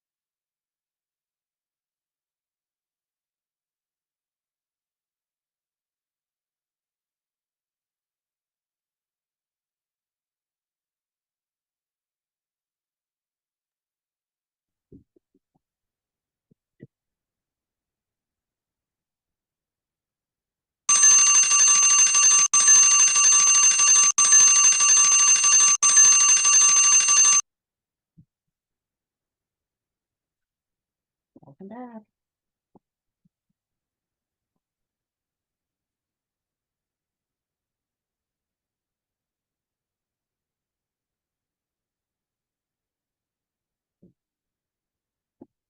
Gonna take attendance. And we're stepping into the next, I'm going to say the last big piece of this class. I got a few units to cover. We're going to tack those on at the end on Tuesday. Not worried about them. We'll talk about that later this class. But we're getting ready to get into your license law and commission rule, specifically the comments. And before I do that, don't let me forget. Let's see. Next week is our test. We got a week, you guys. I think at this point of the class, we need to be done reading. We have read everything. We need to be done reading. What we need to be doing now for this next week is taking what we know and applying it to test questions. So as we're studying, how many of you are studying this weekend? I know you guys. Is that all you're doing this weekend, right? As we are living and breathing real estate for the next week, I highly recommend that you guys focus on test questions. It's one thing to know the material. I could sit down and have a conversation with most of you and know that you know the material. That's only going to get you so far. You got to take that material and be able to interpret it into some of these test questions. And you guys have seen them. Some of them are a little perplexing, right? So it's taking what you know and applying it. So I think at this point, we need to be focusing on practice questions. You have your book, and then you have, throughout the online learning system, each section has a test. There's also these 50%, there's a 25% review, a 50%, 75, etc. So you guys can really start just focusing on test question after test question after test question and learning how to interpret those questions. There is, in the online learning system, a folder called 100% review, in which case you have some cumulative exams. So there's a practice final exam with answers. You guys have a class marker final exam. Do Julie only, please. You can take this class marker final exam as many times as you want to. And this is a cumulative. This will be like treat this like the real test kind of thing. There's a national section practice and a state practice. So there's several 100% review exams, these cumulative, to start putting all this into place. You guys also have a cumulative exam in the back of your book. So turn with me to page 881.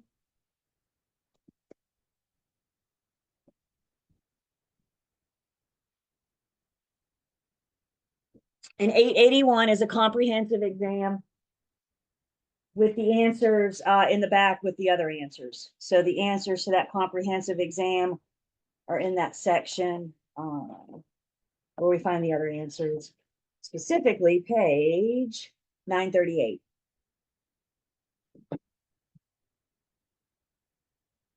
So put the finishing touches on anything that you need to, but now, if you haven't already started, now is the time to put this stuff all together.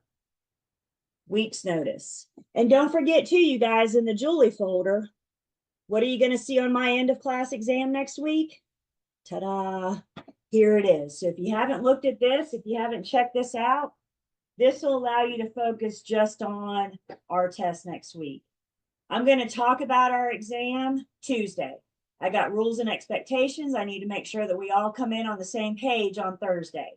If you're not going to be here Tuesday, then I need you to watch the recording to get those rules and expectations. We all need to be on the same page for test day. So one of the last things we'll talk about next week are those expectations. I'm also, in case if I forget to mention it, I'm around all weekend. So as you're studying, as you're cramming, don't hesitate to reach out to me. This is why you guys have me. Once you pass my test next week, when you're getting ready for the state exam, I'm still around. I don't go anywhere. My job is to prepare you for the state exam. So allow me to help you. Somebody's asking about the cram course. We do not have a cram course. We just have the cram exam, or excuse me, the exam review and the cumulative exams. Any questions on what you're doing this week? Test, question. Putting it all together. That's what we're doing right now, is putting it all together. Any questions on that?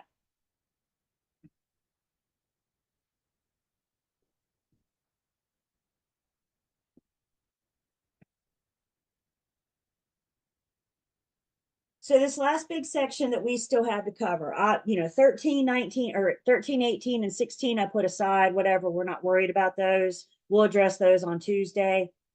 Where we are now, and this is the majority of your state exam, we're going to talk about these license, law, and commission rules. And as we get into this section, first off, let me say this. The PowerPoints that we're getting ready to look at do not have page numbers because I'm going off book. We're not going to be focusing on the book. We're going to be focusing on the license, law, and commission rules. So no more page numbers. I'm following this thing in order if you want to follow along. We've mentioned post-licensing. I'm actually going to talk a little bit more about it in our license, law, and commission rules section. But the post-licensing topics, one is on agency. Another post-licensing topic is on contracts. And then the other post-licensing topics is on North Carolina license, law, and commission rule. So what I'm telling you is we're going to take the three biggest pieces of pre-licensing, units 7, 8, 9, and 10, and these comments, and we're expanding on them in post-licensing. And I share that with you to share the importance of the comments, to share the importance of the state-specific section. Now, there's material in your state-specific section not covered in the comments. There's things just in license, law, and commission rule. I never asked you guys to read license, law, and commission rule. So we will go through when we're done with the comments and we'll pull out what you need to know. I did ask you to read the comments because these are important. Is everybody good with where I am? Is everybody good with where I'm getting the material that we're getting ready to talk about? So you hear the importance in my voice. I'm going to be honest with you guys. Across the state, if you're going to pass a section and fail a section, the majority of the candidates pass the national and fail the state. This is important.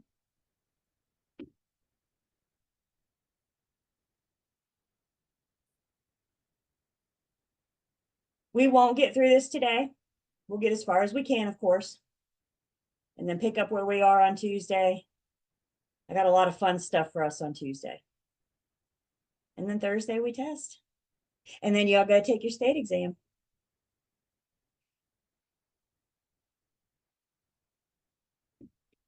So let's go to, and the PowerPoints are in the Julie folder as well. Everything is there.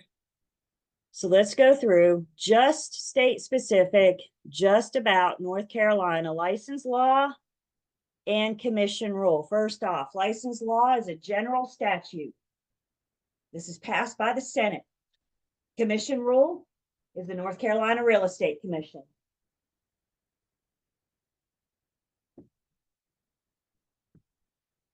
So in this section, our license law and commission rule, that's what we're focusing on.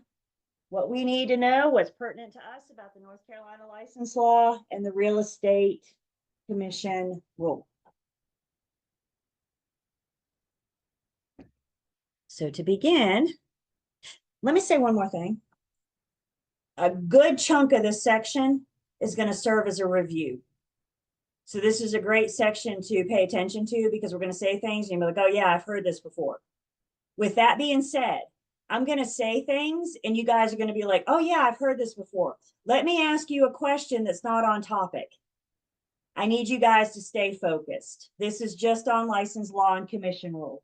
If I say something that makes you think of something else, you've derailed. What I recommend in this section, because this happens, it does. So what I recommend is you take a blank piece of paper and set it down next to you. And when you have a thought, jot it down.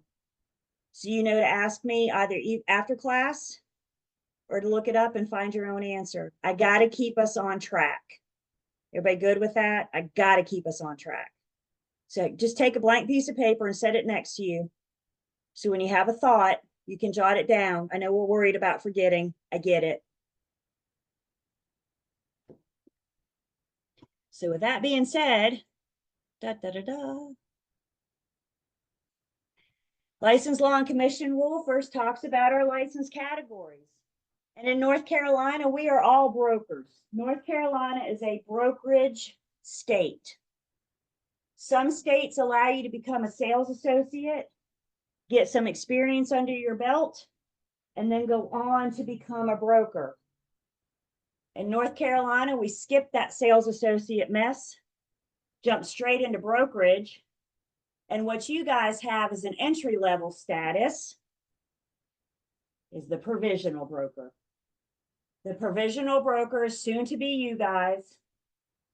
And this is your entry-level status. Provisional brokers are my newbies. I always think of my provisional brokers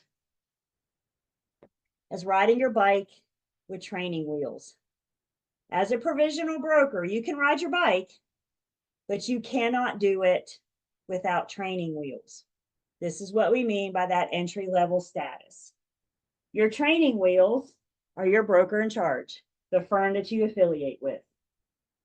So you pass my class next week, you get your certificate of completion, and then you go on and pass the state exam. Congratulations, you're on provisional status. Here's your real estate license that is inactive. Good job. You got a document you can't do anything with. Yay. How do you make that inactive license active? You must affiliate with a firm. Only PBs. Did I lose you guys? Are you there? Okay. Only provisional brokers that are affiliated with the firm are active. Am I losing you guys? Am I jumping around any? Okay. I don't know what's going on my end, but if y'all say okay, then we'll go with it. Only provisional brokers that are affiliated with a firm are active. Only active brokers can practice. If you do not affiliate as a provisional broker, then you are inactive and you cannot practice. Now, I do post licensing, and I can almost always take my post licensing classes and split them in half. Half of my brokers are active and the other half are not. And I say that to tell you guys how you handle your provisional status is what's best for you. Some of you are going to choose to go ahead and affiliate and be active and start working in sales or lease, and then take your post licensing while you're working as a broker. Others of you may choose to stay inactive until you knock out that post licensing and then start your sales career or your real estate career. What I'm telling you is there's no wrong way to do it. Whatever fits for you, whatever fits for your schedule, your finances, etc. We have 90 additional hours of post licensing. Those 90 hours are broken up into 3 30-hour classes. The commission calls them 301, 302, and 303. That means nothing to me. What I know is one of them is about agency. They got a big, long, fancy word for it, but it's agency. Another one is called contracts and closings.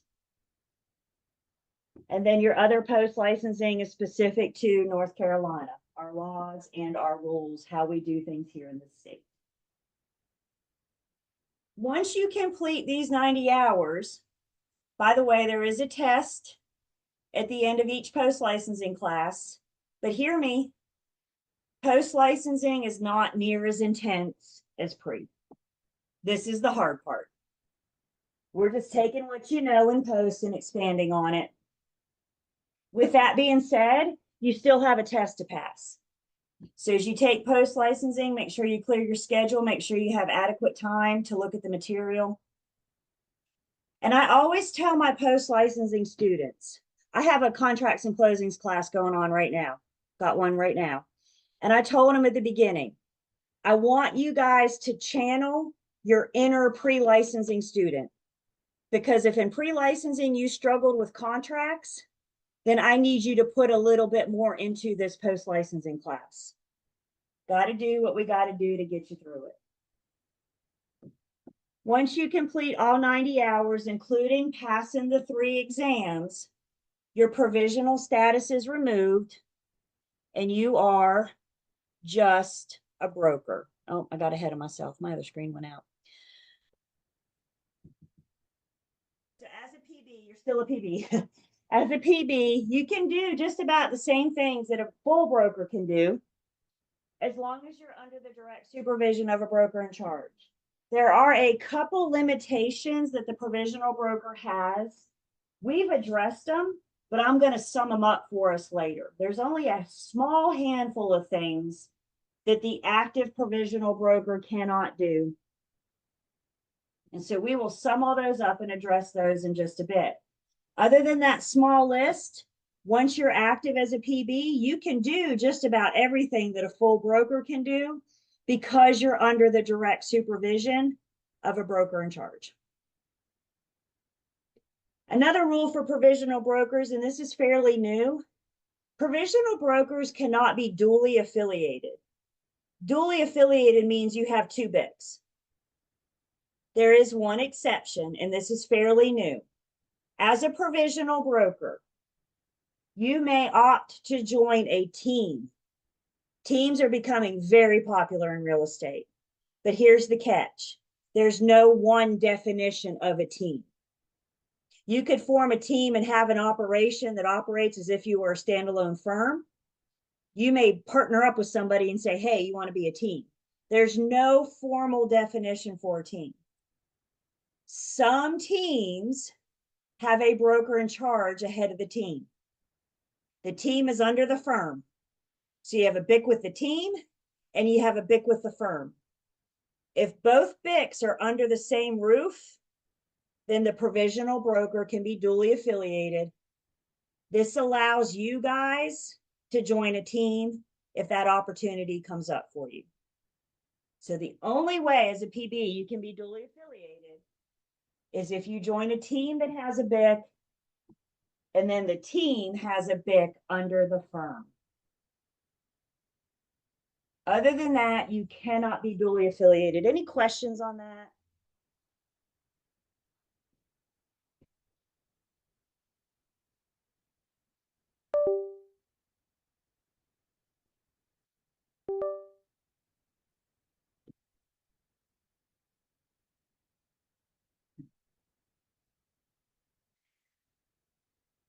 I apologize, you guys. I've lost my monitor, particularly my monitor with my chat. Hang on just a second. Let me try something. So if you guys are telling me something in chat, I'm not seeing it. Okay, I'm good. I wonder if I can shake it up just a bit and try to share it again. I don't know what happened to my monitor. Nope, I don't have chat. So I just may need you guys to unmute or wave at me or something. I still see you guys. I just don't see what you're saying. Can you repeat one more time what you were saying? Because I was kind of confused on that. So if a team has a BIC, the team is under the firm. So if the team has a BIC, the firm has a BIC, both BICs are under the same roof, you can be duly affiliated.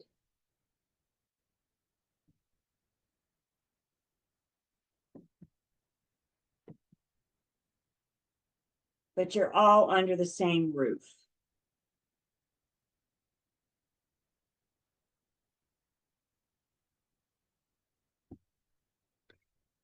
So PBs, you take your post licensing, you complete those 90 hours. Completing those 90 hours allows you to drop your provisional status. Once you finish post licensing, you drop your provisional status and you are just a broker, also known as a full broker, also known as a non-provisional broker. The broker may operate on their own. The broker may choose to stay affiliated with a firm. Some of you may want to open your own business one day. You may want to go out on your own, and that's awesome. We're going to talk about those criteria, those requirements, those things that you need to go to be on your own. I will say right now, you need some experience. So if you're ready to go on your own, we got to get some experience under your belt first. We'll see that more in a second. A full broker is just one that has completed post licensing. Who can remind me, and you can't do it in a chat, but who can remind me, how long after licensure do you have to complete your post licensing?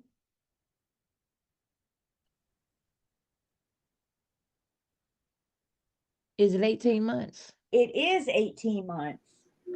So once you get your license, you guys have 18 months. When you get your license, look, I got mine handy dandy. When you get your license, there's a date on your license. That date starts your 18-month clock. Don't let this get away from you.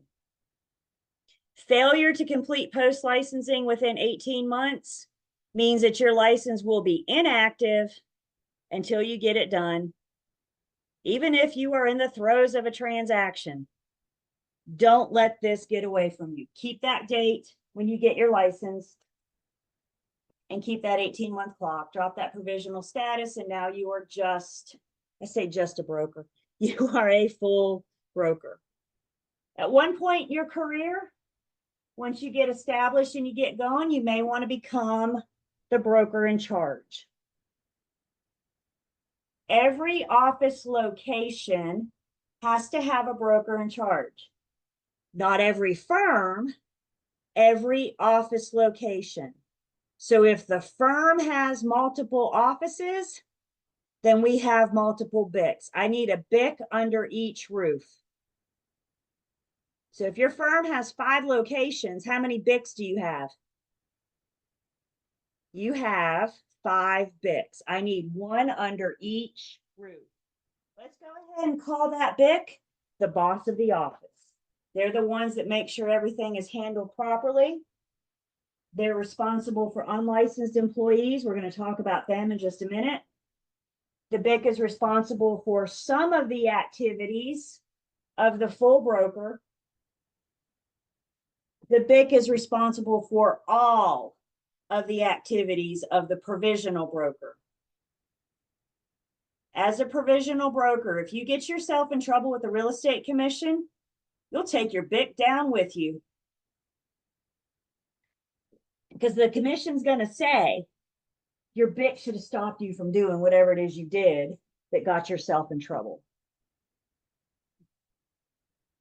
So if every office has a BIC, there's 2 things going on. There's BIC eligible, and then there's the designated broker in charge. In order to become the designated broker in charge, in order to become the boss, we first need to become BIC eligible. Once you're BIC eligible, then you are eligible to become the designated broker in charge. The designated BIC is the boss. How do you become BIC eligible? Well, you have to have an active license. It cannot be on provisional status. You have to have some experience.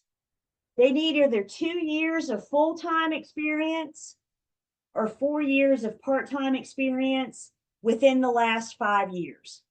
They need you to see you've had some transactions under your belt. You cannot supervise agents if you've never been to closing.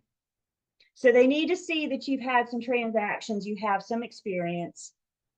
And then there's a 12-hour BIC course that must be completed from the Real Estate Commission. These 3 things will make you BIC eligible. Once you're BIC eligible, then you could become the designated broker in charge. You could become the boss. Many agents are BIC eligible for their own personal status, their own reasons, but have no plans on becoming the boss. Anybody want to be the designated BIC one day? Anybody heading there? Not yet. Let me get some experience, maybe. I hear you. I'm BIC eligible. I had two of the three, and then the pandemic hit and I was bored, and I thought, well, might as well take the 12-hour class, right? So I'm BIC eligible, but I'll tell y'all, I have no interest whatsoever of becoming the designated broker in charge. However, my firm knows I'm a good person to have laying around, because if something happens to my designated BIC, my firm knows they can slip me in the interim until they find another one. And I have been very clear that this is short term in the interim while they are actively seeking another designated broker in charge. But having a couple BIC eligibles laying around isn't a bad thing for the firm, because sometimes things happen to the designated broker in charge. If we lose our designated BIC, all PBs automatically go active. I'm sorry, inactive. All PBs go inactive, and all full brokers licenses moves to their house, their home, not the firm. So keeping a designated BIC or an BIC eligible laying around is a good strategy for the firm. Questions on BIC eligible designated broker in charge?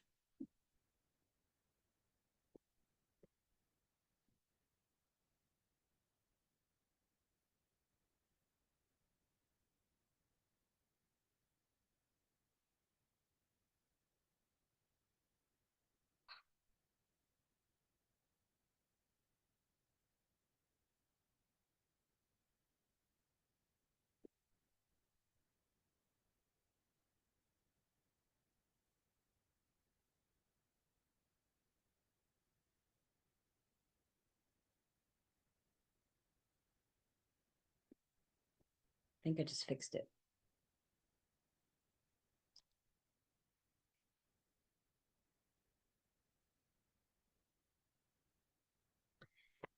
There's another license, separate license category. Chat's back. Okay, so I just fixed it. Question in the chat. What are the benefits of being BIC? You know, some people, that's just kind of how they, how they want to operate, how they roll. A lot of firms, well, let me say some firms, some BICs do sales, some BICs don't. The firms may have a preference if the BIC's doing sales or not. But if you're a BIC, then you're generally going to get, usually a flat fee, and then generally some kind of piece of the transaction, piece of the pie from the firm. There are some pluses and minuses to everything. Some people, it's just not for them. Some people, just being the boss is not for. Are there benefits? Sure. It's tough being the boss someday, though. Y'all keep that in mind. It's tough being the boss someday. Another license category is the limited non-resident commercial broker. It is exactly how it sounds.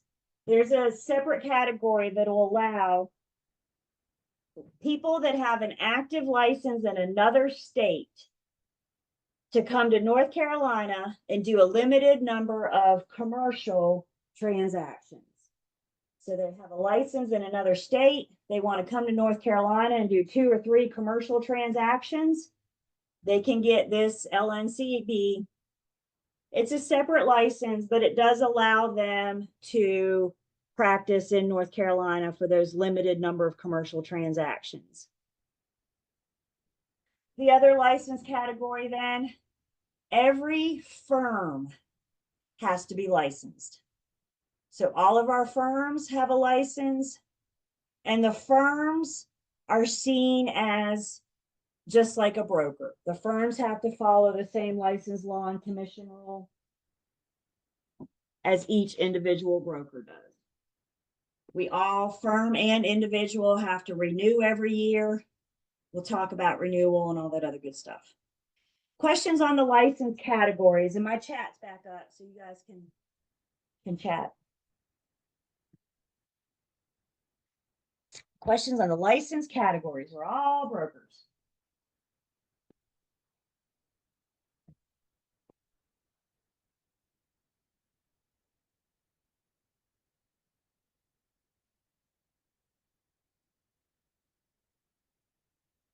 Then license law and commission rule gets into these activities that require license. We've seen this a couple times now. So the activities are LL Beans, list, lease, buy, exchange, auction, negotiate, and sell. The idea is if you're doing any of these activities for others, for any type of compensation, then a license is required in this state. A referral fee, finder's fee, bird dog fee, whatever the heck you want to call it, is considered some type of compensation. You cannot collect a referral fee for referring business unless you have a current active license. And remember, we need all three of these. So if any one is missing, then you don't need a license.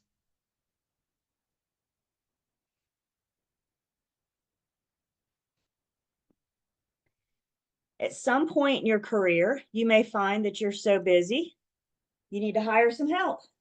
That'd be a good problem to have. And you have the option, we as brokers have the option to bring on unlicensed employees. It's not uncommon for our firms to have unlicensed employees. The Real Estate Commission only regulates licensees. If you don't have a license, they can't touch you. So unlicensed employees are held accountable under their employing BIC, their employing broker, I should say. So if your firm has an unlicensed employee, then your broker in charge is responsible for their activities. If you hire somebody to help you, you are responsible for their activities. If they mess up, they can't touch the unlicensed employee. If they mess up, they're coming after you. Unlicensed employees, we're getting ready to look at a list of what they can do. But one of the big things that sets them apart is how they're paid.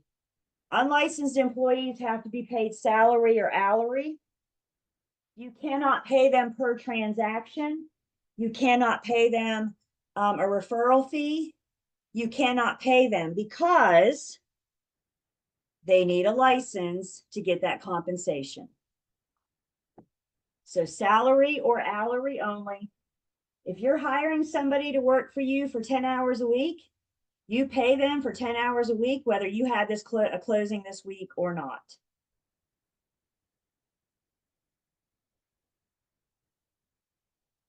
So I'm going to get out of this PowerPoint just for a second. I'm going to go in the License Law and Commission Rule comments, and I'm going to scroll down to page, top of page 3. And on the top of page 3, we can see specifics about what the unlicensed employee can do. I think you guys should look this list over between now and next Thursday. Excuse me. So, what's on this list? The unlicensed salaried employee may. You can receive and forward phone calls, emails, etc. You can put listings into the MLS. It's data entry only. The information you're putting in MLS was provided to you by your employing broker. Data entry only. You can secure copies of public records. You can do the public records search for your brokers. You can put for sale signs or for rent signs on the property. You can put combo boxes, lock boxes on the property. You can order and supervise repairs, maintenance, etc.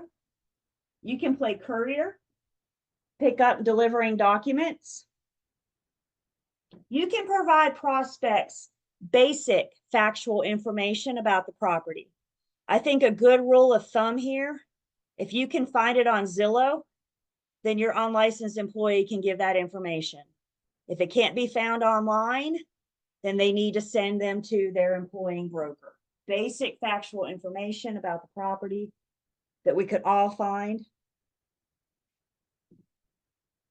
You could schedule appointments for showings on behalf of your employing broker.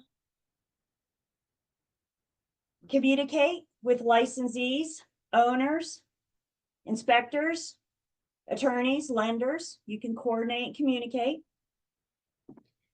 The unlicensed employee can show properties for rent.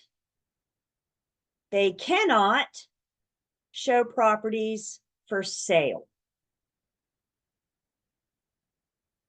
It's not uncommon for your property manager to have unlicensed employees. Anybody ever apply for an apartment and the receptionist puts you in the little golf cart and drives you around the community and shows you the neighborhood? There's a really good chance the person driving that golf cart is unlicensed. But they can show you that for rent because the unlicensed employees for rent cannot for sale. Since I'm in sales, can my unlicensed employee hold my open house for me? What do y'all think? Seeing people shake your head no, and I agree because that open house is for sale. It's for rent only. The unlicensed employee can fill in the blanks of offers, contracts, leases. They can do data entry as long as the information they're inputting comes to them from their employing broker. Data entry, you guys. Somebody's handing you a piece of paper and saying, put this into the system for me. It's data entry only. The unlicensed employee can maintain the trust account. We're going to talk about the trust account in this section. The unlicensed employee can assist the licensee in putting documents together for closing. And then they can write and disperse commission checks. After it closes, they can act as the bookkeeper, etc. So the commission provides brokers, they provide us with a pretty specific list. If you're going to hire somebody, what can they do for you? Here it is. If it's not on this list and your unlicensed employee is discovered that they did, they're coming after you. They can only discipline licensees.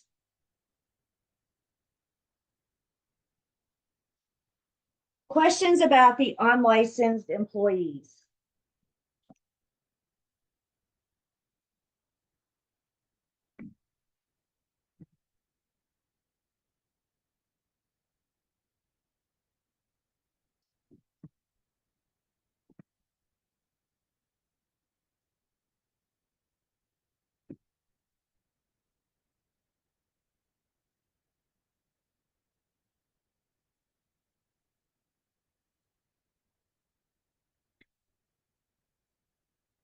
There are some categories that are exempt from a license. In other words, they do not need a real estate license. The FSBO or the FRBO don't need a license because you're not doing it for others.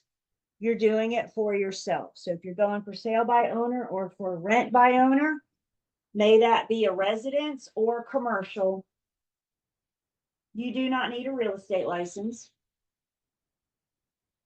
The attorney, in fact, is somebody acting with a power of attorney.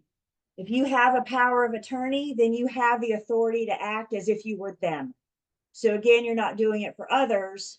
You're doing it as a power of attorney for someone else. But because you're a power of attorney, you're doing it on behalf of them and you do not need a license.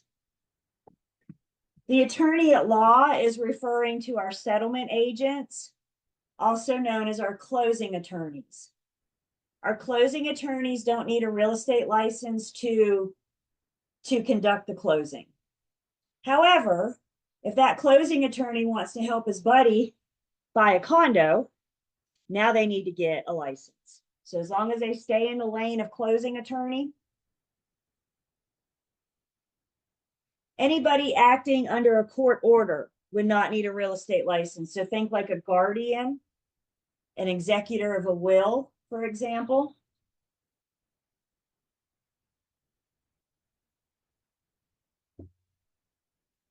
The trustee is also an attorney. In North Carolina, the trustee manages the affairs for the lender. in the event of the borrower's default. They're the ones that are going to begin the foreclosure process. If the borrower defaults, they do not need a license to act as an attorney in that capacity. And then any employee of the housing authority that's managing properties owned by the housing authority do not need a real estate license. So there are a few exceptions, but I'm going to say for the most part, we need a license. Questions?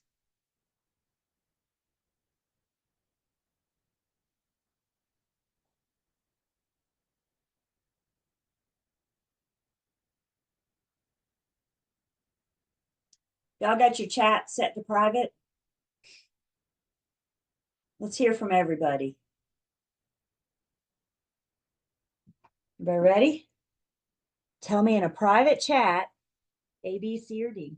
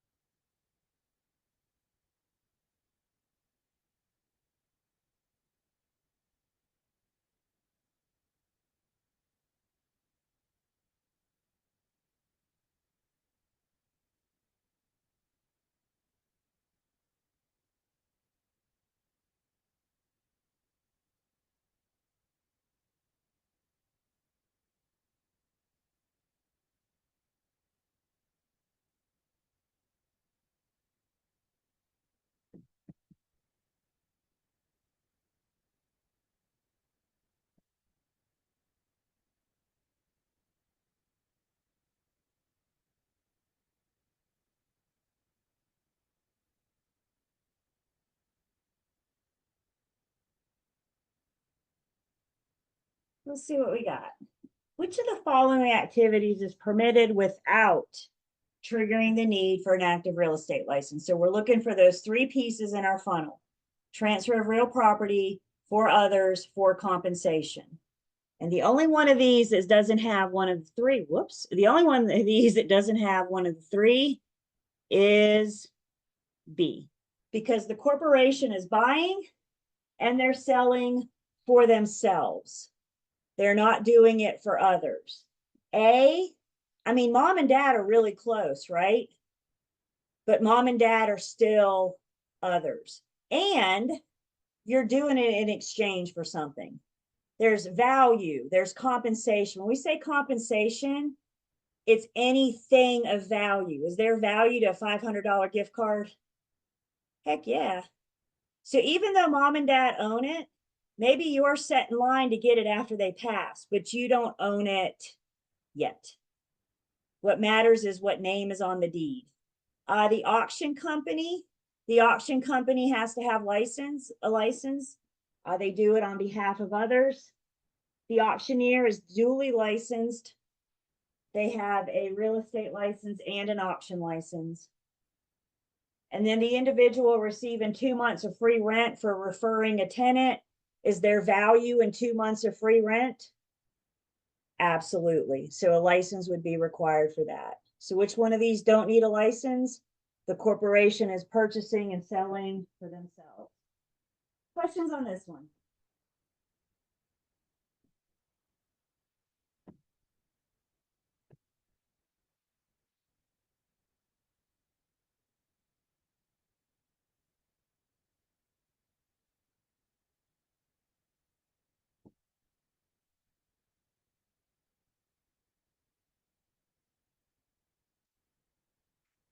Continuing in our comments, we know what the main purpose of the Real Estate Commission is, right? It's one of the first things I said to you guys. Main purpose, what are they here? To protect the public. We've danced all around the North Carolina Real Estate Commission. So let's go ahead and meet our commissioners. We have a total of 9 commissioners. The Real Estate Commission is composed of 9 members. Each member serves a 3-year term, keeps things fresh. They meet once a month to discuss things like disciplinary actions, licensees' applications. So when you submit your application, you're going to hit the desk of a commissioner as they're processing it. How one gets to become a commissioner, they're appointed. 7 of the commissioners are appointed by the governor. 2 are appointed by the General Assembly. You're appointed, it's an office, it's an oath, and you're appointed into office. Of those 9 commissioners, at least 3 must have an active real estate license. 2 of our commissioners, at least, do not. At least 2 of our commissioners are a true representative of the public that they are protecting.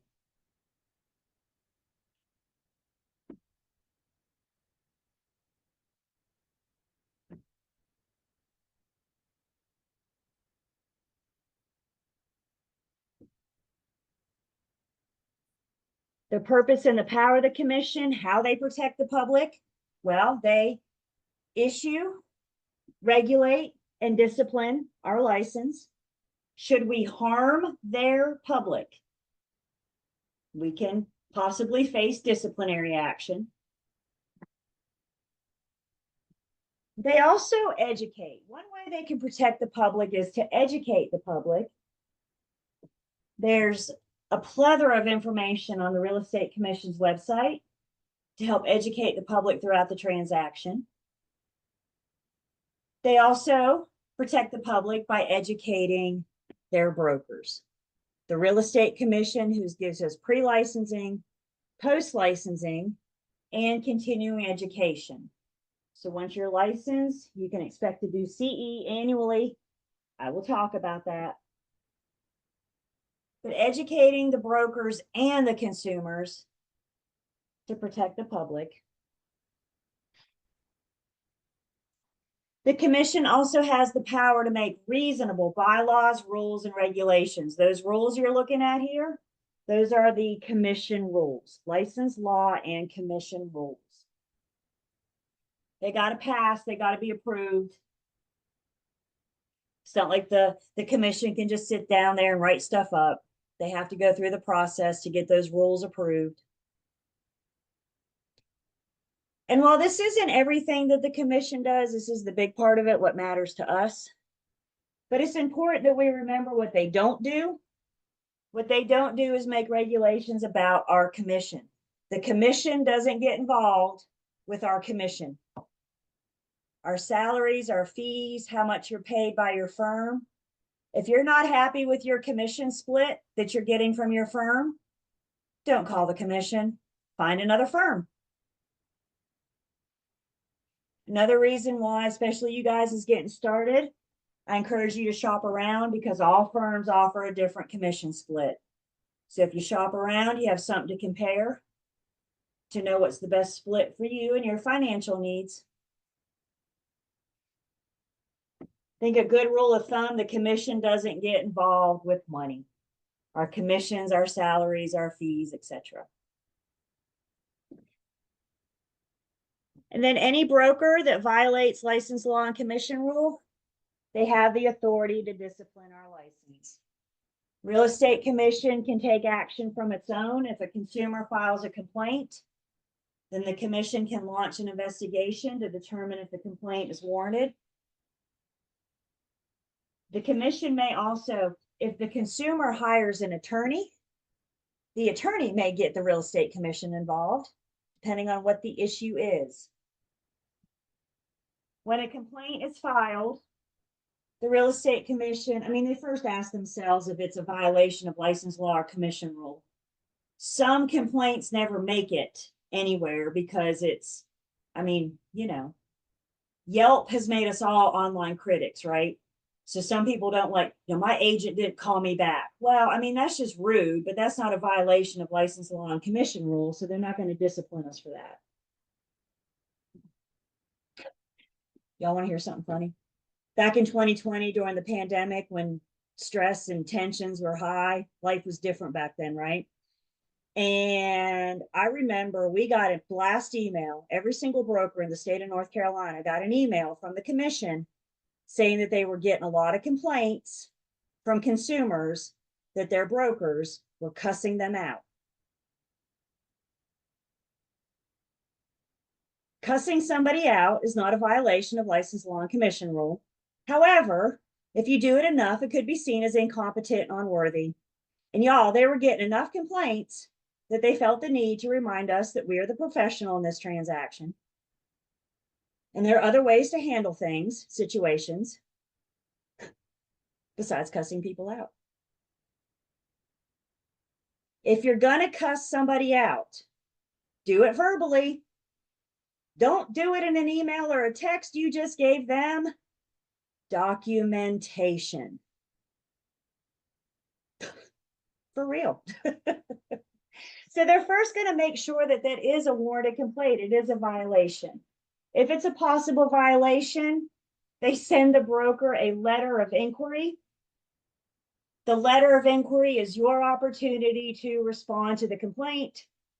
And how you respond to the complaint is with your documentation. That's all you can respond to the complaint with. Once you respond, they'll look it over. If they need more information, they may invite you to Raleigh to attend a hearing, to attend a monthly meeting, and stand in front of all 9 commissioners and state your case. At the end of the hearing or the end of the inquiry, they'll either dismiss it or they'll discipline your license.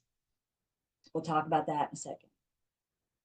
Know that at any time during this process, from the time you get the letter of inquiry, we are always welcome to have our own representation. And if you have to go to a hearing in Raleigh, I highly recommend you take an attorney with you.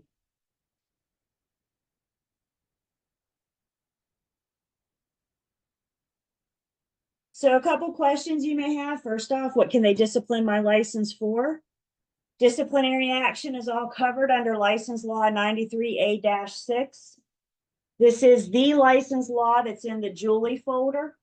I've given you a license law and a commission rule. So 93A-6 in the Julie folder will tell you specifically what they can discipline your license for.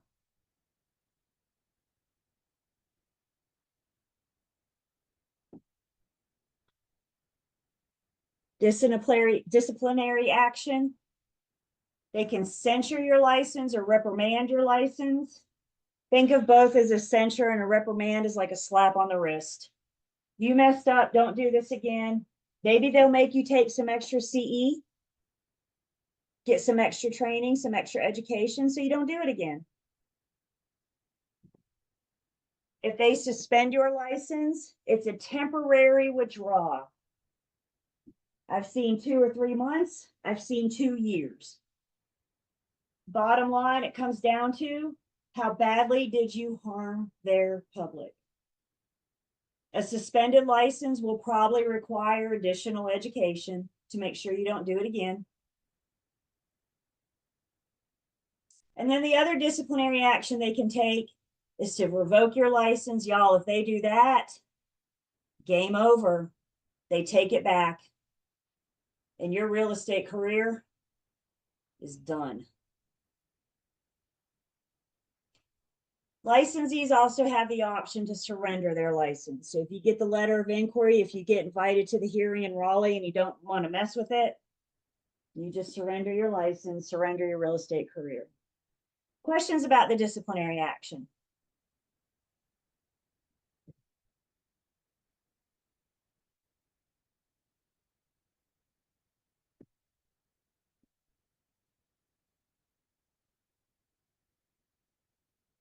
And we told you if they do discipline you, they put the monthly bulletin out. So they have disciplinary actions in the monthly bulletin that lists your full name, your city, your firm, what you did, and what they did to you. Some have called it the wall of shame. And they print it in the local paper. So now grandma knows about it too, right? I mean, it's been my experience that many of us conduct it. Ask yourself, as you're conducting your business, ask yourself, will this get me in the bulletin? Because that's our objective, is to stay out of the bulletin. How do you know if you're heading towards getting in the bulletin? Because you have violated license law 93A-6. It's all right here for you. Questions on that?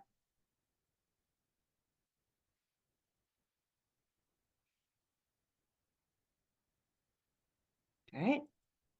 Let's take 10. Keep going on license law and commission when we get back.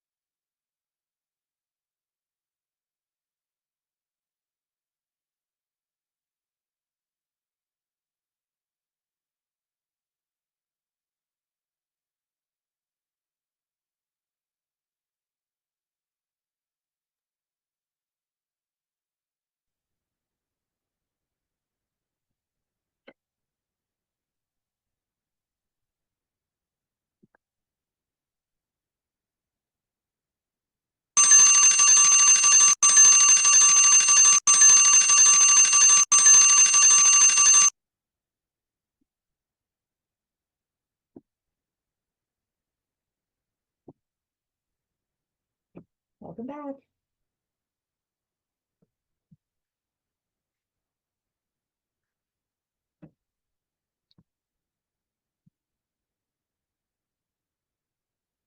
Take attendance. We're talking about the commission. Specifically, we're talking about the commission, the disciplinary action that the commission can take on licensees.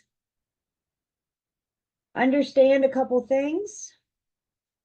Once you are licensed, you are held to a higher standard when you're buying or selling for yourself, because now they know that you know. They're still protecting the public, even though the broker is involved in the transaction. So it doesn't allow you to get licensed and take advantage of the public. We're going to be held to a higher standard. The commission does have the authority to take an injunction on a licensed or an unlicensed person. An injunction is a legal stop. So if they put an injunction on you, you're not working, you're not practicing real estate while they're investigating this. They can also put an injunction on an unlicensed person and attempt, usually what's happening here, an unlicensed person is acting like a licensee. And since they're acting like a licensee and they don't have a license, they can put that legal stop on them as well. And then any violations of license law or commission rule, if they choose, they could also push on to the courts. The courts can push it back to the commission can push it on to the courts.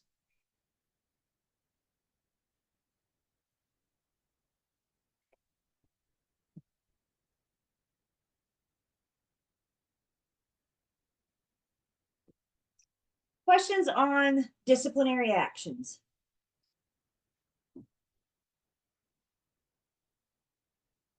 Staying out of the bulletin.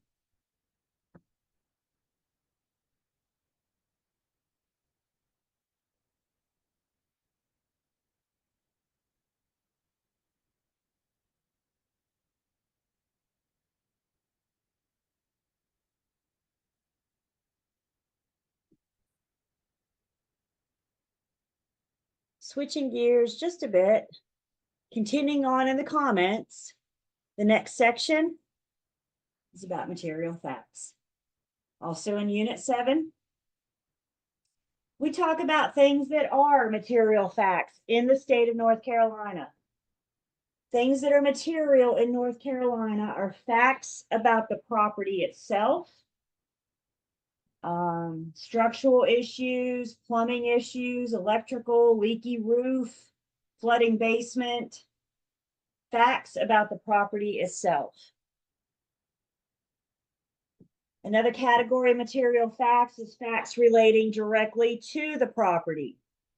Proposed zoning amendment, redrawing the school board lines, NCDOT widening the road. Those are facts related directly to the property. Material facts are also facts relating to the ability of your principal to complete the transaction. If your party can't close, we have a duty to share that with the other side. Think about it. We go under contract, we find out your buyer's not going to get loan approval. Does that impact the seller? Yep, they have a right to know. I think that third one, the ability of our principal to complete the transaction, is the one that's the toughest, because Old Car tells us we keep their confidential information confidential. But now if they can't close, maybe the buyer doesn't get loan approval, the seller goes into foreclosure while we're under contract, the judge takes the property eminent domain. Those are facts that affect the other side. So that's why that's a material fact. The ability of your party to complete, your principal to complete the transaction. And then the last material fact is a material fact for the broker. And that's one of our super simple philosophies. If it's important to my buyer, then it's important to me. If it's important to my seller, then it's important to me. Once they share something of specific importance to me, then it becomes a material fact for me. Things not considered material in North Carolina. Those are the stigmatized properties. And then the presence of convicted sex offenders nearby. Not material. What we mean when they're not material is that I don't have to volunteer the information. However, if I'm asked, I cannot lie. I never have a golden ticket to lie. I don't have to volunteer it, but I can't lie about it.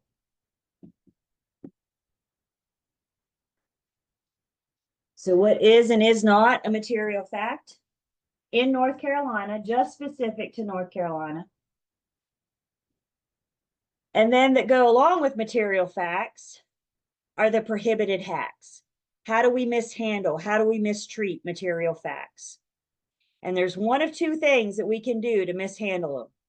We can either lie about them or omit them. A misrepresentation is a lie. Never have a reason to lie. Or you keep your mouth shut and you omit it. You didn't disclose it. So lying about it is violation. Not disclosing it is violation. Whether you lie about it willfully, intentionally, on purpose, or negligently, it was an accident, but guess what? It was a mistake, but guess what? It still happened. Willful acts, probably a little bit more severe than negligent. With negligent acts, they're going to perform the reasonable standard test. Could a reasonable broker have found this out? Should a reasonable broker have known this information? For your exams, you'll probably get a scenario where an agent has violated material facts, and your 4 answer choices are looking at you right here, A, B, C, or D. And the question is going to ask, which prohibited act of material facts did the licensee violate? And when you guys see that scenario, the first thing I want you to do is go through and ask yourself, did the licensee lie or did they omit? Did they misrepresent or did they leave it out, not disclose it at all? Once you answer that, then go back through the problem and determine if they did it willfully or negligently. Willful acts come with verbiage such as actual knowledge, has been made aware, knows, versus negligent acts where you didn't know, but you could have found out. Reasonable standard test. Let's say the violation, let's say you've misrepresented zoning. I'm just making something up. You misrepresented zoning. You put the wrong zoning out there. A buyer bought based on what you said about zoning. And then once they bought, once they closed, they realized they couldn't use the property for what they intended. You misrepresented it.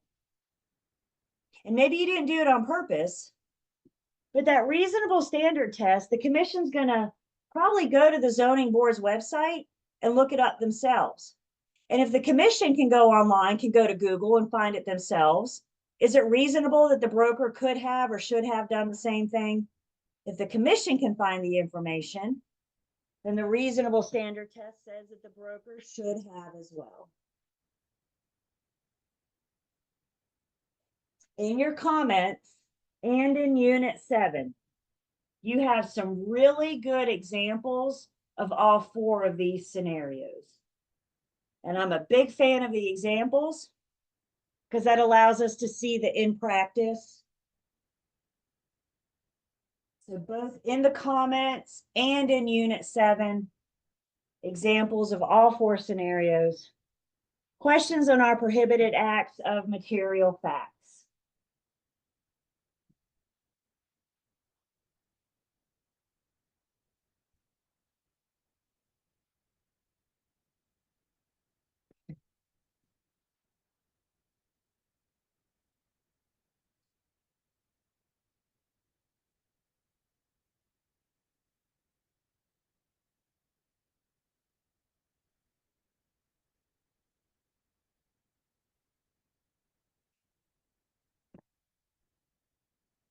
Next, the comments gives us a whole laundry list of other things we can't do.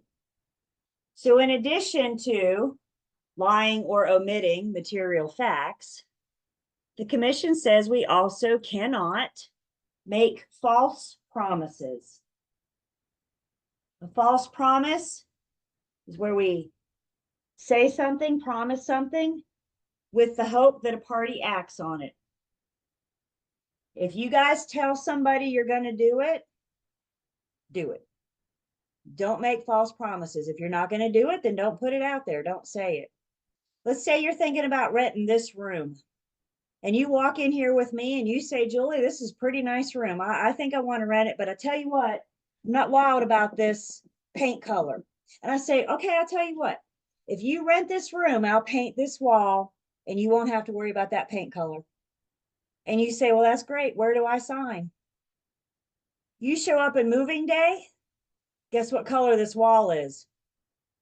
Did I make you a false promise to try to get you to sign this lease? I've violated license law and commission rule. These promises also include through advertising or communication with other agents. Words matter, you guys. Words matter.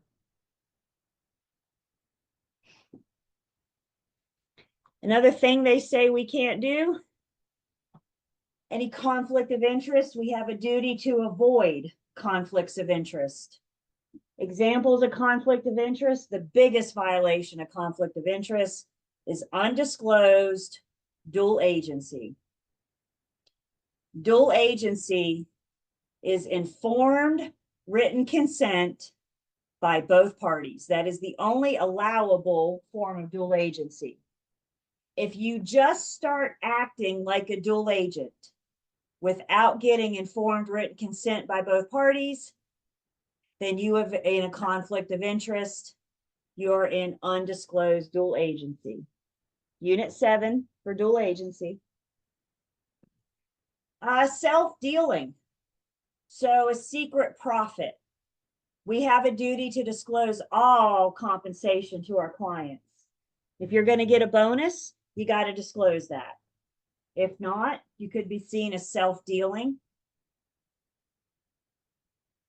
Another example of self-dealing. Let's say you're a listing agent and you get a call that somebody wants to list their home. So you're preparing for your listing appointment. And in doing your homework for your listing appointment, you discover that this property, this area, has a proposed zoning amendment on the table. And you know the market, you know the area, and you know that if this zoning amendment passes, it's going to increase the value of the properties in this area. So you're a good agent up until this point, and you've learned this, you learned everything you can about the property. You go to your listing appointment, and the seller doesn't mention the zoning amendment. And you think, well, gee, maybe they don't know. So then you just look at the seller and you offer to buy the property from the seller. The seller says, goodness, that was easy. You buy the property, the zoning amendment passes, and you turn around and sell it for a profit. Is that self-dealing? Oh, yeah. We always have to disclose those material facts. Even if the seller doesn't know about the zoning amendment, we still have to disclose, we have to tell them. Now, what if you're at the listing appointment and now you're a good agent and you tell the seller, did y'all know about the zoning amendment? And the seller says, no, what's about this? And you explain it. And if this passes, values in the area are going to go up. And the seller says, I really appreciate you sharing this with me, but I can't wait. I have to sell now. Now, can you offer to buy it from them? Yeah, because you've disclosed.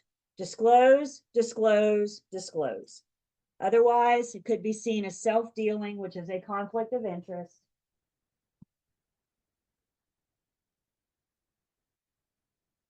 Another conflict of interest, full brokers can be duly affiliated as long as you have consent of both BICs.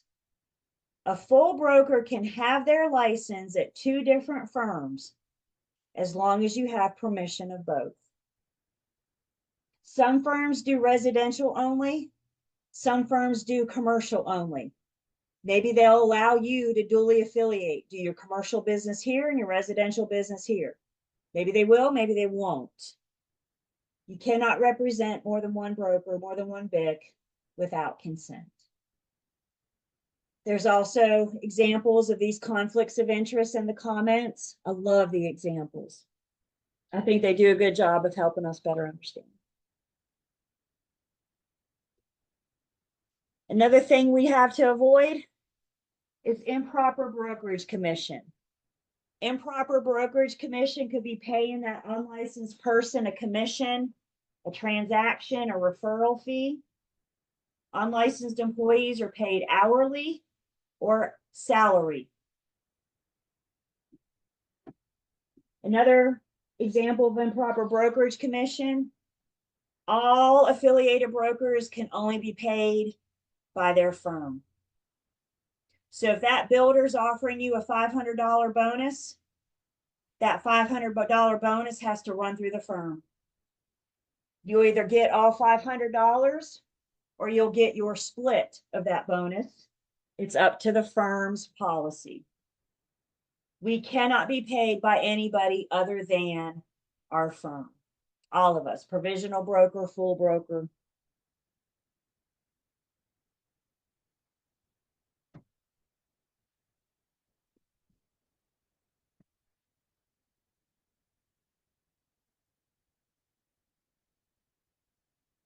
Another prohibited act is acting unworthy or incompetent.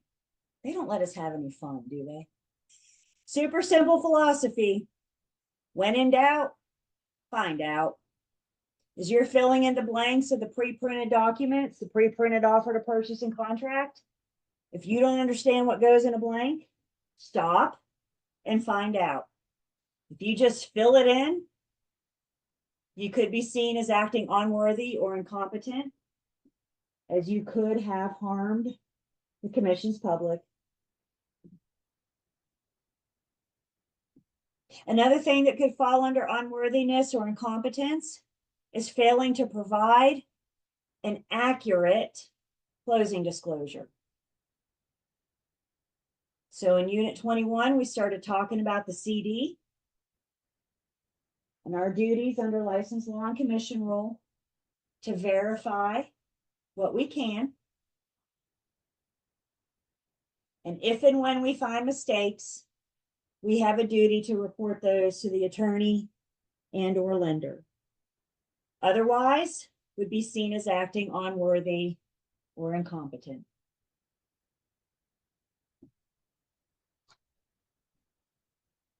We have a duty to avoid improper, fraudulent, or dishonest dealing. Does some of this stuff just make sense for you, to you guys, right? Like we didn't look at this and go, oh man, I can't act improper, I'm out, right? A lot of this stuff just kind of makes sense, I hope. These are typically handled on a case-by-case basis. The email we got about cussing our clients out, this is what it fell under, acting improperly. And this is where agents were heading. Any violation that R and old car, reasonable skill, care, and diligence, failure to exercise reasonable skill, care, and diligence could be seen as acting improperly.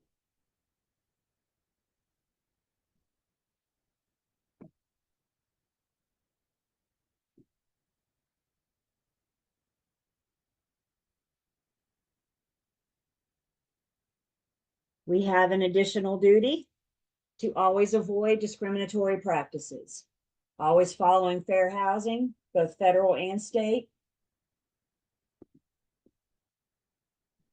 Any violation of fair housing will result in disciplinary action.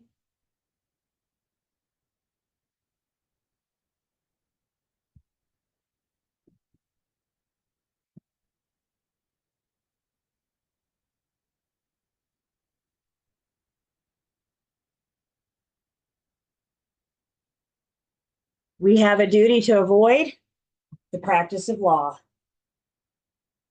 Have you guys started in your morning affirmations? Looking at yourself in the mirror and saying, I am not an attorney. Remind yourself that on the regular, especially as y'all get experience. We think we know, and you might know, but if you're not an attorney, keep it closed. Example of legal services is drafting any kind of legally binding documents. I can't draft. I can't. That's right. I can't advise people how to take title. So when you're unmarried buyers, look at you and say, should I do tenants in common or joint tenancy? Y'all, we can't whip out our pre-licensing book and begin to explain the difference. I can't tell people how to take title. So that unmarried couple that you're helping to buy, get them to an attorney for the attorney to explain the difference.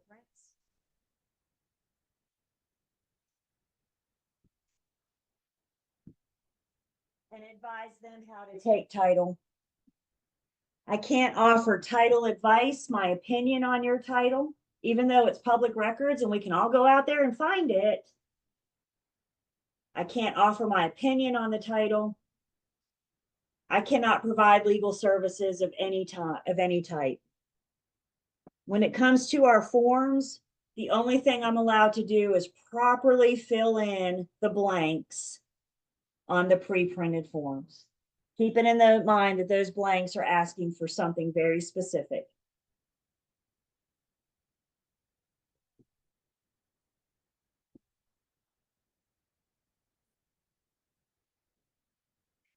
Something else to avoid is any violation of commission rule. This is just kind of the catch-all.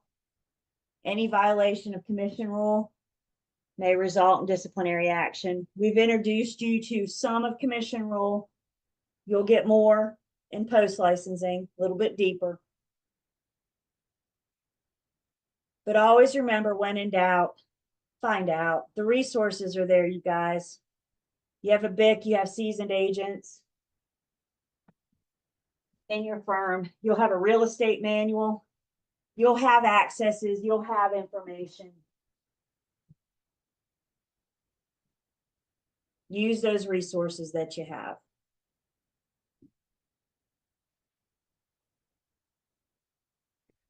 And then other duties to avoid.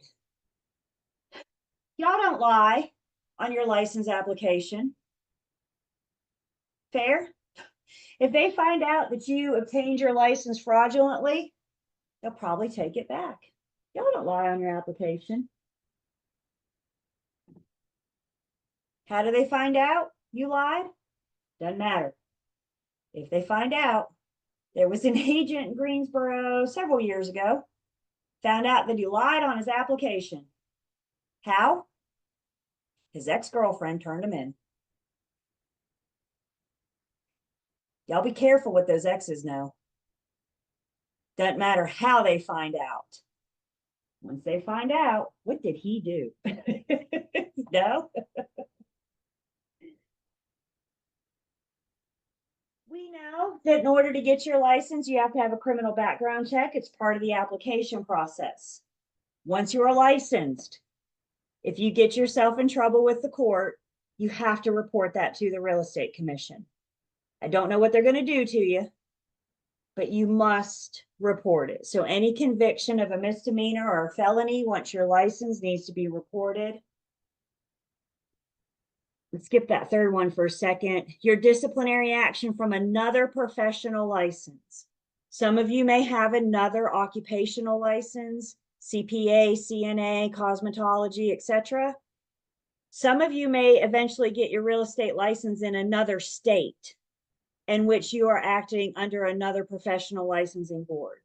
If you have another license and you have disciplinary action from that other license, you have to report it to the real estate commission. Again, what are they going to do to you? I can't answer that. But what I do know is failure to report is a violation of commission rule. I'm going to talk a little bit more. We're going to get more in depth about the second and the fourth bullet point. So we'll see this again on Tuesday and spend a little bit more time on that. But right now, just know if you get yourself in trouble, either with the law or your other licensing board, we have to report that to the Real Estate Commission. And then lastly, under this category of others, is any wrongdoings of your unlicensed employee.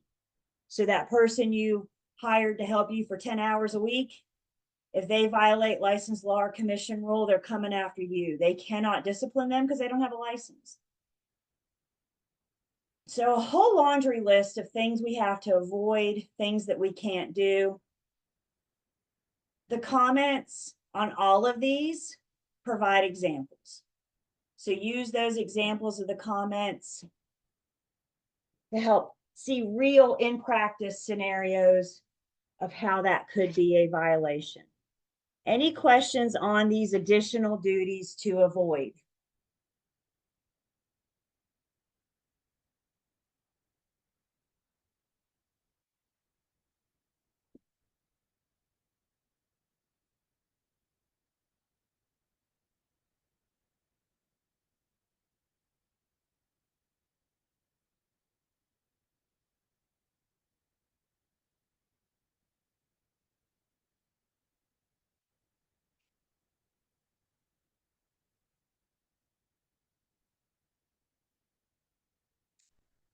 Switching gears just a little bit again. The next section of our comments gets us into some agency agreements and disclosure. So what a great review for units 7 and 8. So talking about our written agency agreements, remember our agency agreements are employment contracts. We're being hired to do a very specific job. We have agency agreements when we're working with owners, may that be for sale or for lease. Anytime that we're working with owners, we have to have our agency agreements in writing from the beginning. When I'm working with an owner, I cannot perform a single service. I can't do anything until we have that agency agreement in writing. Buyers and maybe tenants, but specifically buyers, will eventually have to be in writing. But we can work with a buyer under an oral buyer agency agreement at first. We got a little bit more about that coming up in this section. But I can work with a buyer per the Real Estate Commission. I can work with a buyer under an oral buyer agency agreement up until the point in time that I'm ready to present the offer. I cannot present an offer on behalf of somebody else without a written agency agreement. So oral buyer agency is allowed up until a certain point of time, in which case we must put it in writing. More on oral buyer agency coming in this section.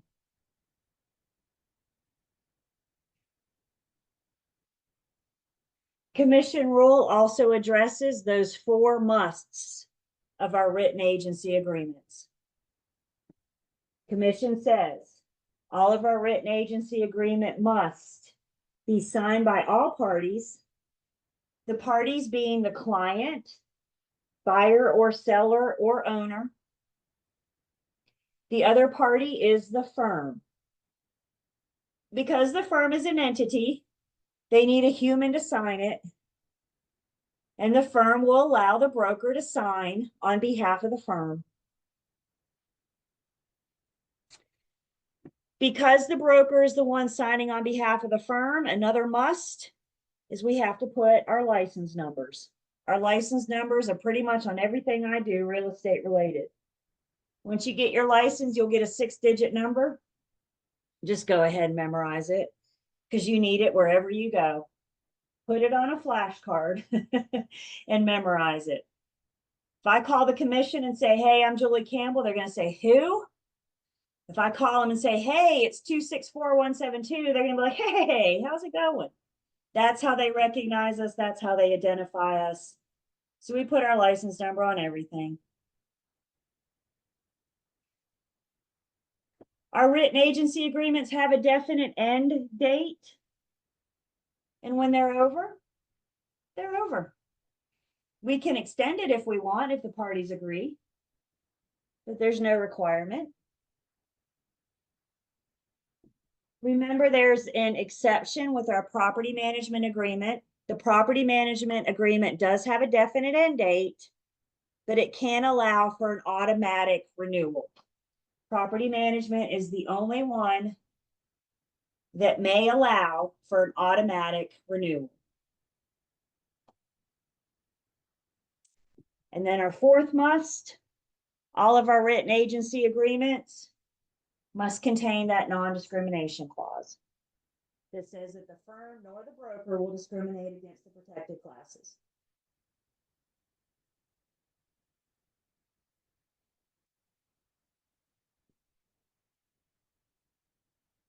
Questions on the four musts of our written agency agreements?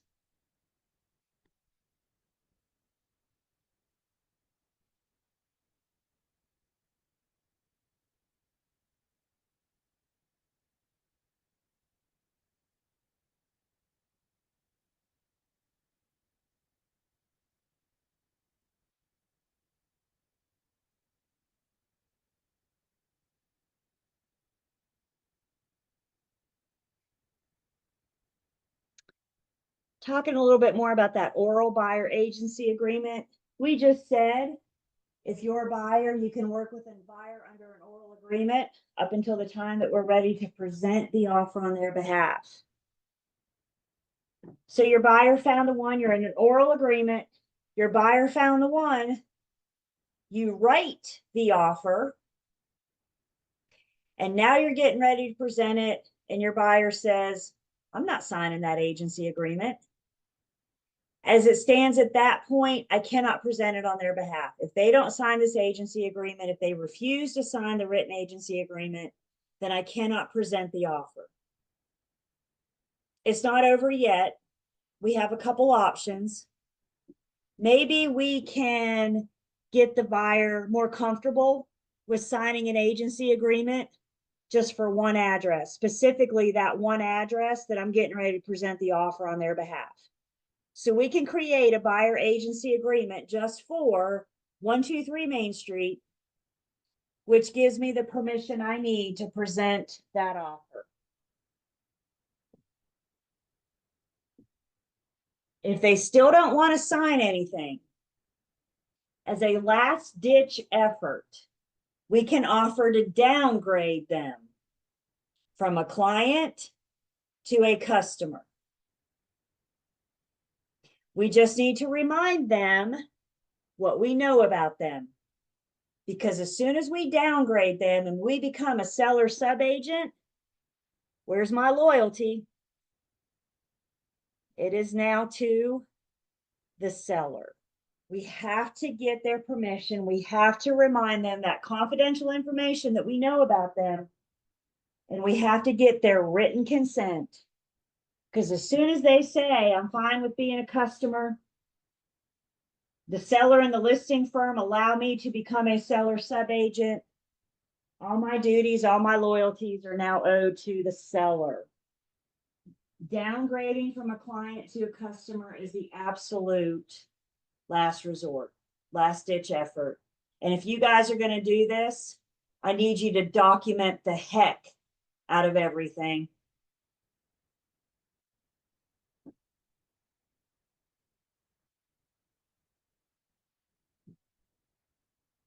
Agency agreements in North Carolina.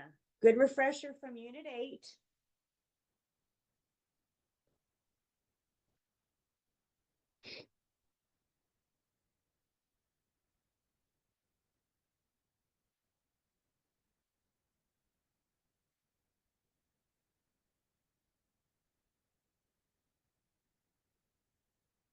Another good refresher, specifically from Unit 7.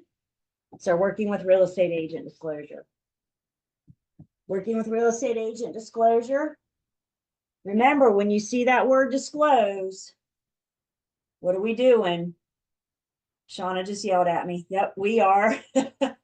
We are telling them. If we're disclosing, we're telling them. So in this case, we're disclosing my agency status. I'm not creating agency.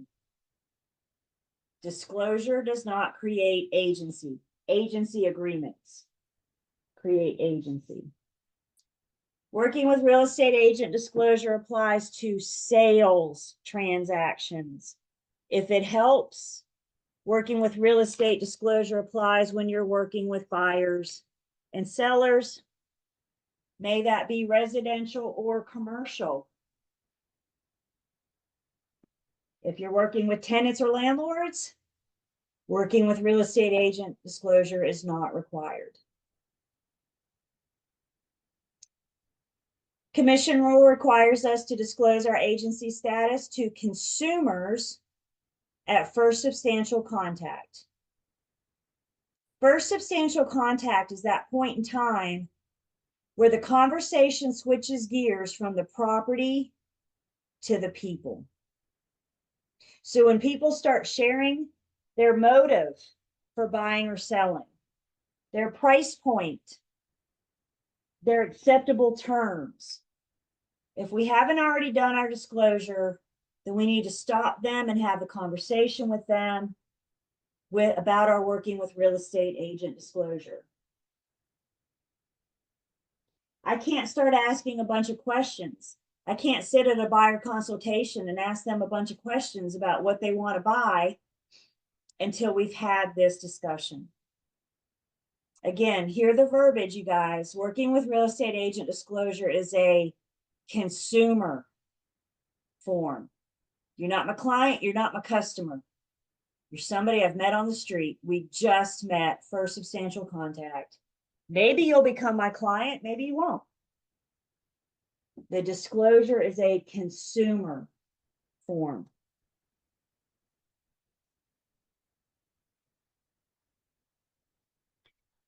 Agency disclosures once we've been hired. You've been hired as a seller's agent and you are talking to prospective buyers. When you are acting in the capacity of a listing agent, all buyers you talk to, we have a duty to disclose our status of being that listing agent at first substantial contact, FSC, first substantial contact. So somebody comes into your open house on Sunday. Just because they walk in the front door doesn't mean you need to bombard them with the working with real estate agent disclosure. However, if that person in your open house starts talking about their price, term, or motive, then as the listing agent, I need to let them know that I represent the seller in this transaction. And everything you tell me is just like talking directly to the seller. You are working in the capacity of a seller's agent, and you're dealing with prospective buyers. We got to do our disclosure at first substantial contact. If you have been hired as a buyer's agent and you are talking to sellers or listing agents, I got to disclose my status of being a buyer's agent at initial contact. First substantial contact is when we start talking about the people, price, term, and motive. Initial contact is, hi, my name is Julie, and I'm working with a buyer that's interested in your property. We've got to disclose the status of being a buyer's agent at initial contact. Now, I'm not saying we have to do the working with real estate agent disclosure with other agents. Don't do that. But I do have to let that other agent know that I have been hired as a buyer's agent at initial contact. Questions on agency disclosure, first substantial contact versus initial, anything?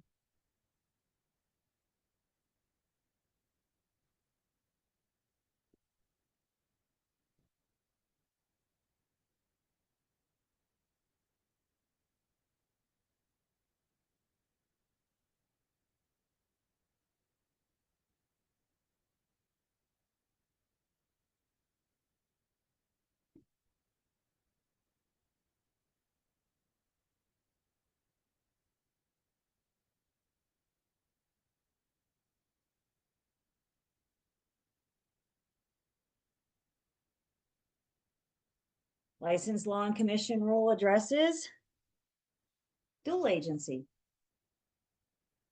Not all states offer dual agency. North Carolina does.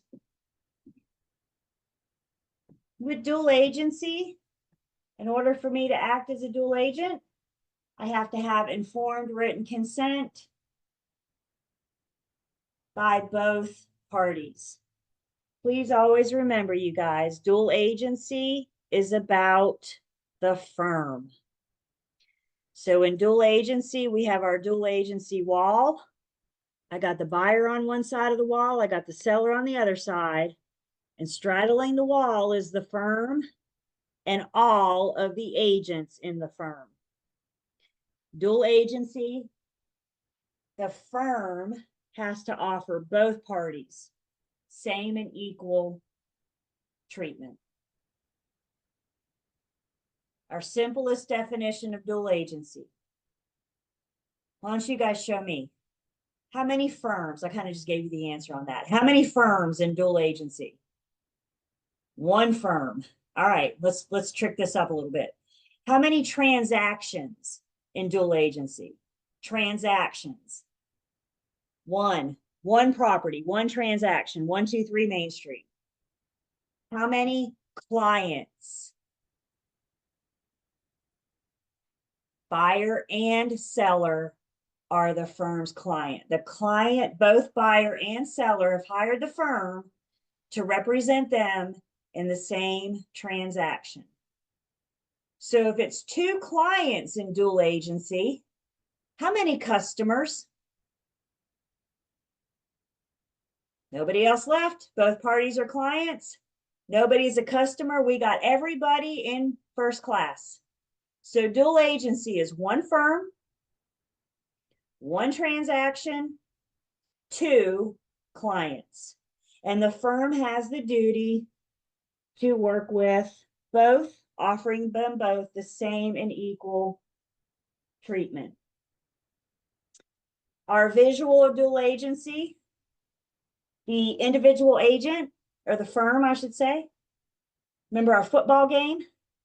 The firm in dual agency can't act as the coach. They can't tell their players what to do. They can't stand on the sidelines and shout advice. So in dual agency, the firm can't be the coach. So the firm's role changes to that of the referee. We're still involved. We're just making sure everybody follows the rules without giving advice. That's what we have to give up in dual agency, is advocacy.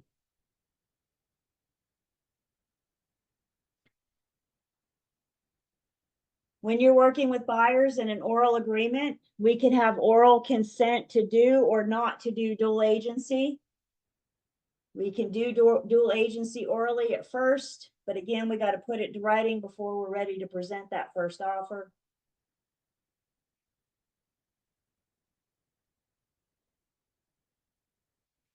And then also with dual agency, if the firm allows, we may be able to offer designated dual agency.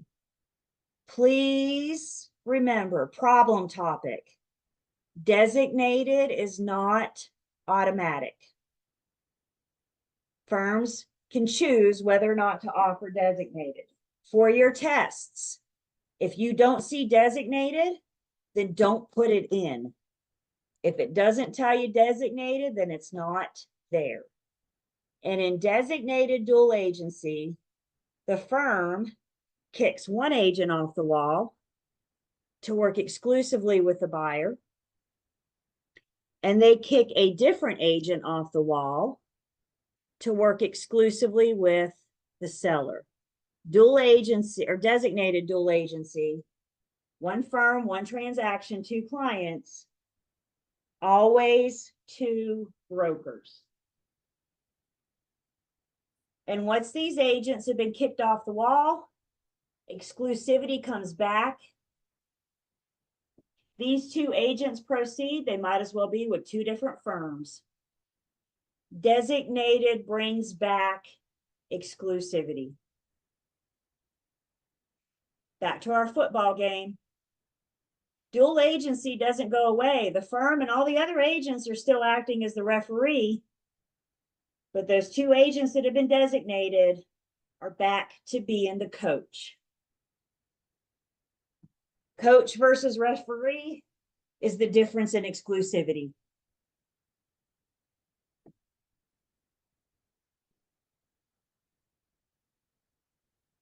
Unit 7, good refresher on dual agency. Do I have any, in general, questions on dual agency?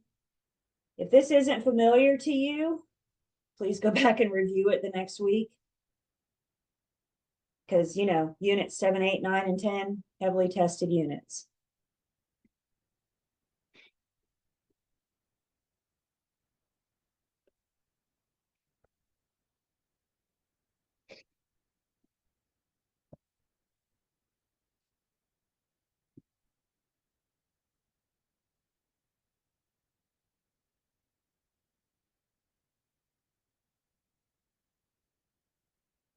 Auction sales, we mentioned auction sales in unit 9, I think, briefly. Remember, you guys, auction sales are a totally different beast. Put auction sales in its whole category all by itself. I don't even want y'all thinking about auction sales unless the question says something specifically about an auction. If the question doesn't say auction, then you don't even think about it. Everybody hear me?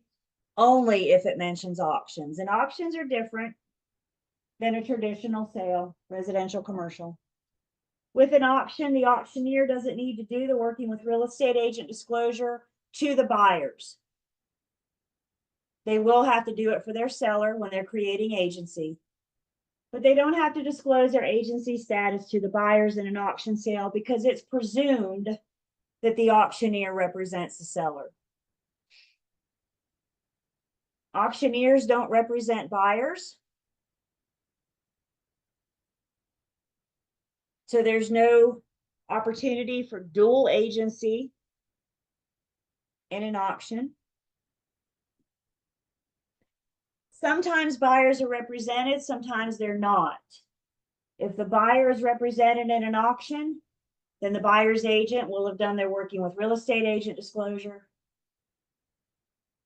If they're not, then they're just going to go through the transaction unrepresented with the auctioneer.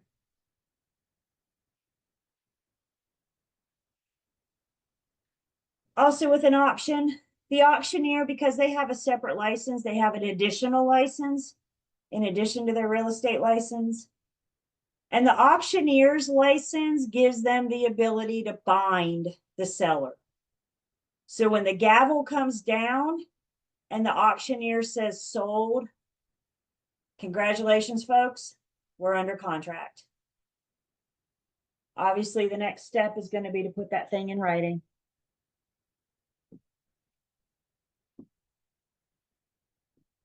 Really not much about an auction, you guys.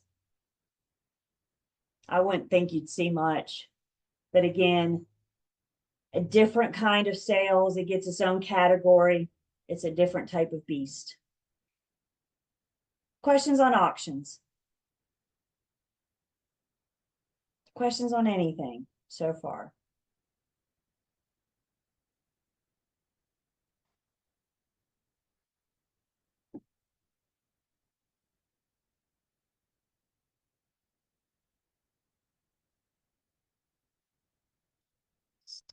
So, Tuesday, we're going to finish license law and commission rules.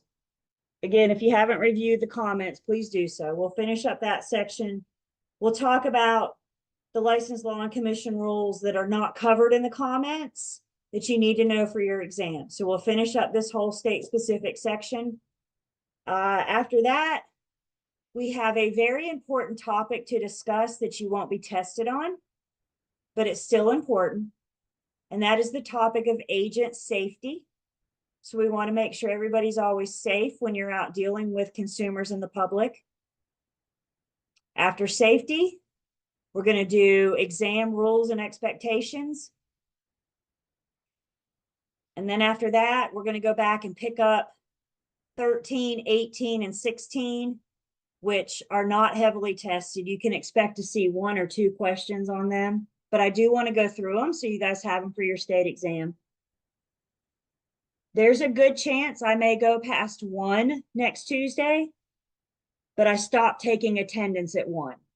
So if you go at 1, it's not going to hurt against you. I'll keep going so you'll have the recording. So we'll finish it up, but I'll do that at the very end. We're not going to stress out about 1, 13, 16, and 18, but we do need to cover it. That's it. Thursday, we take a test. Friday, y'all apply to go take your state exam. How's that sound? Or maybe Monday. Why don't you give yourselves a weekend to celebrate, and then you can apply to take your state exam on Monday. How about that? Okay. Guys, if you have any questions this weekend while you're studying, please reach out to me. I know there's a lot of information, and right now it's all coming together. So allow me to help if I can. You guys have a good weekend. Don't spend your whole weekend studying. Spend a good chunk of your weekend studying, but remember to put the book down and go out and have some fun too. You're all set. Y'all have a good weekend.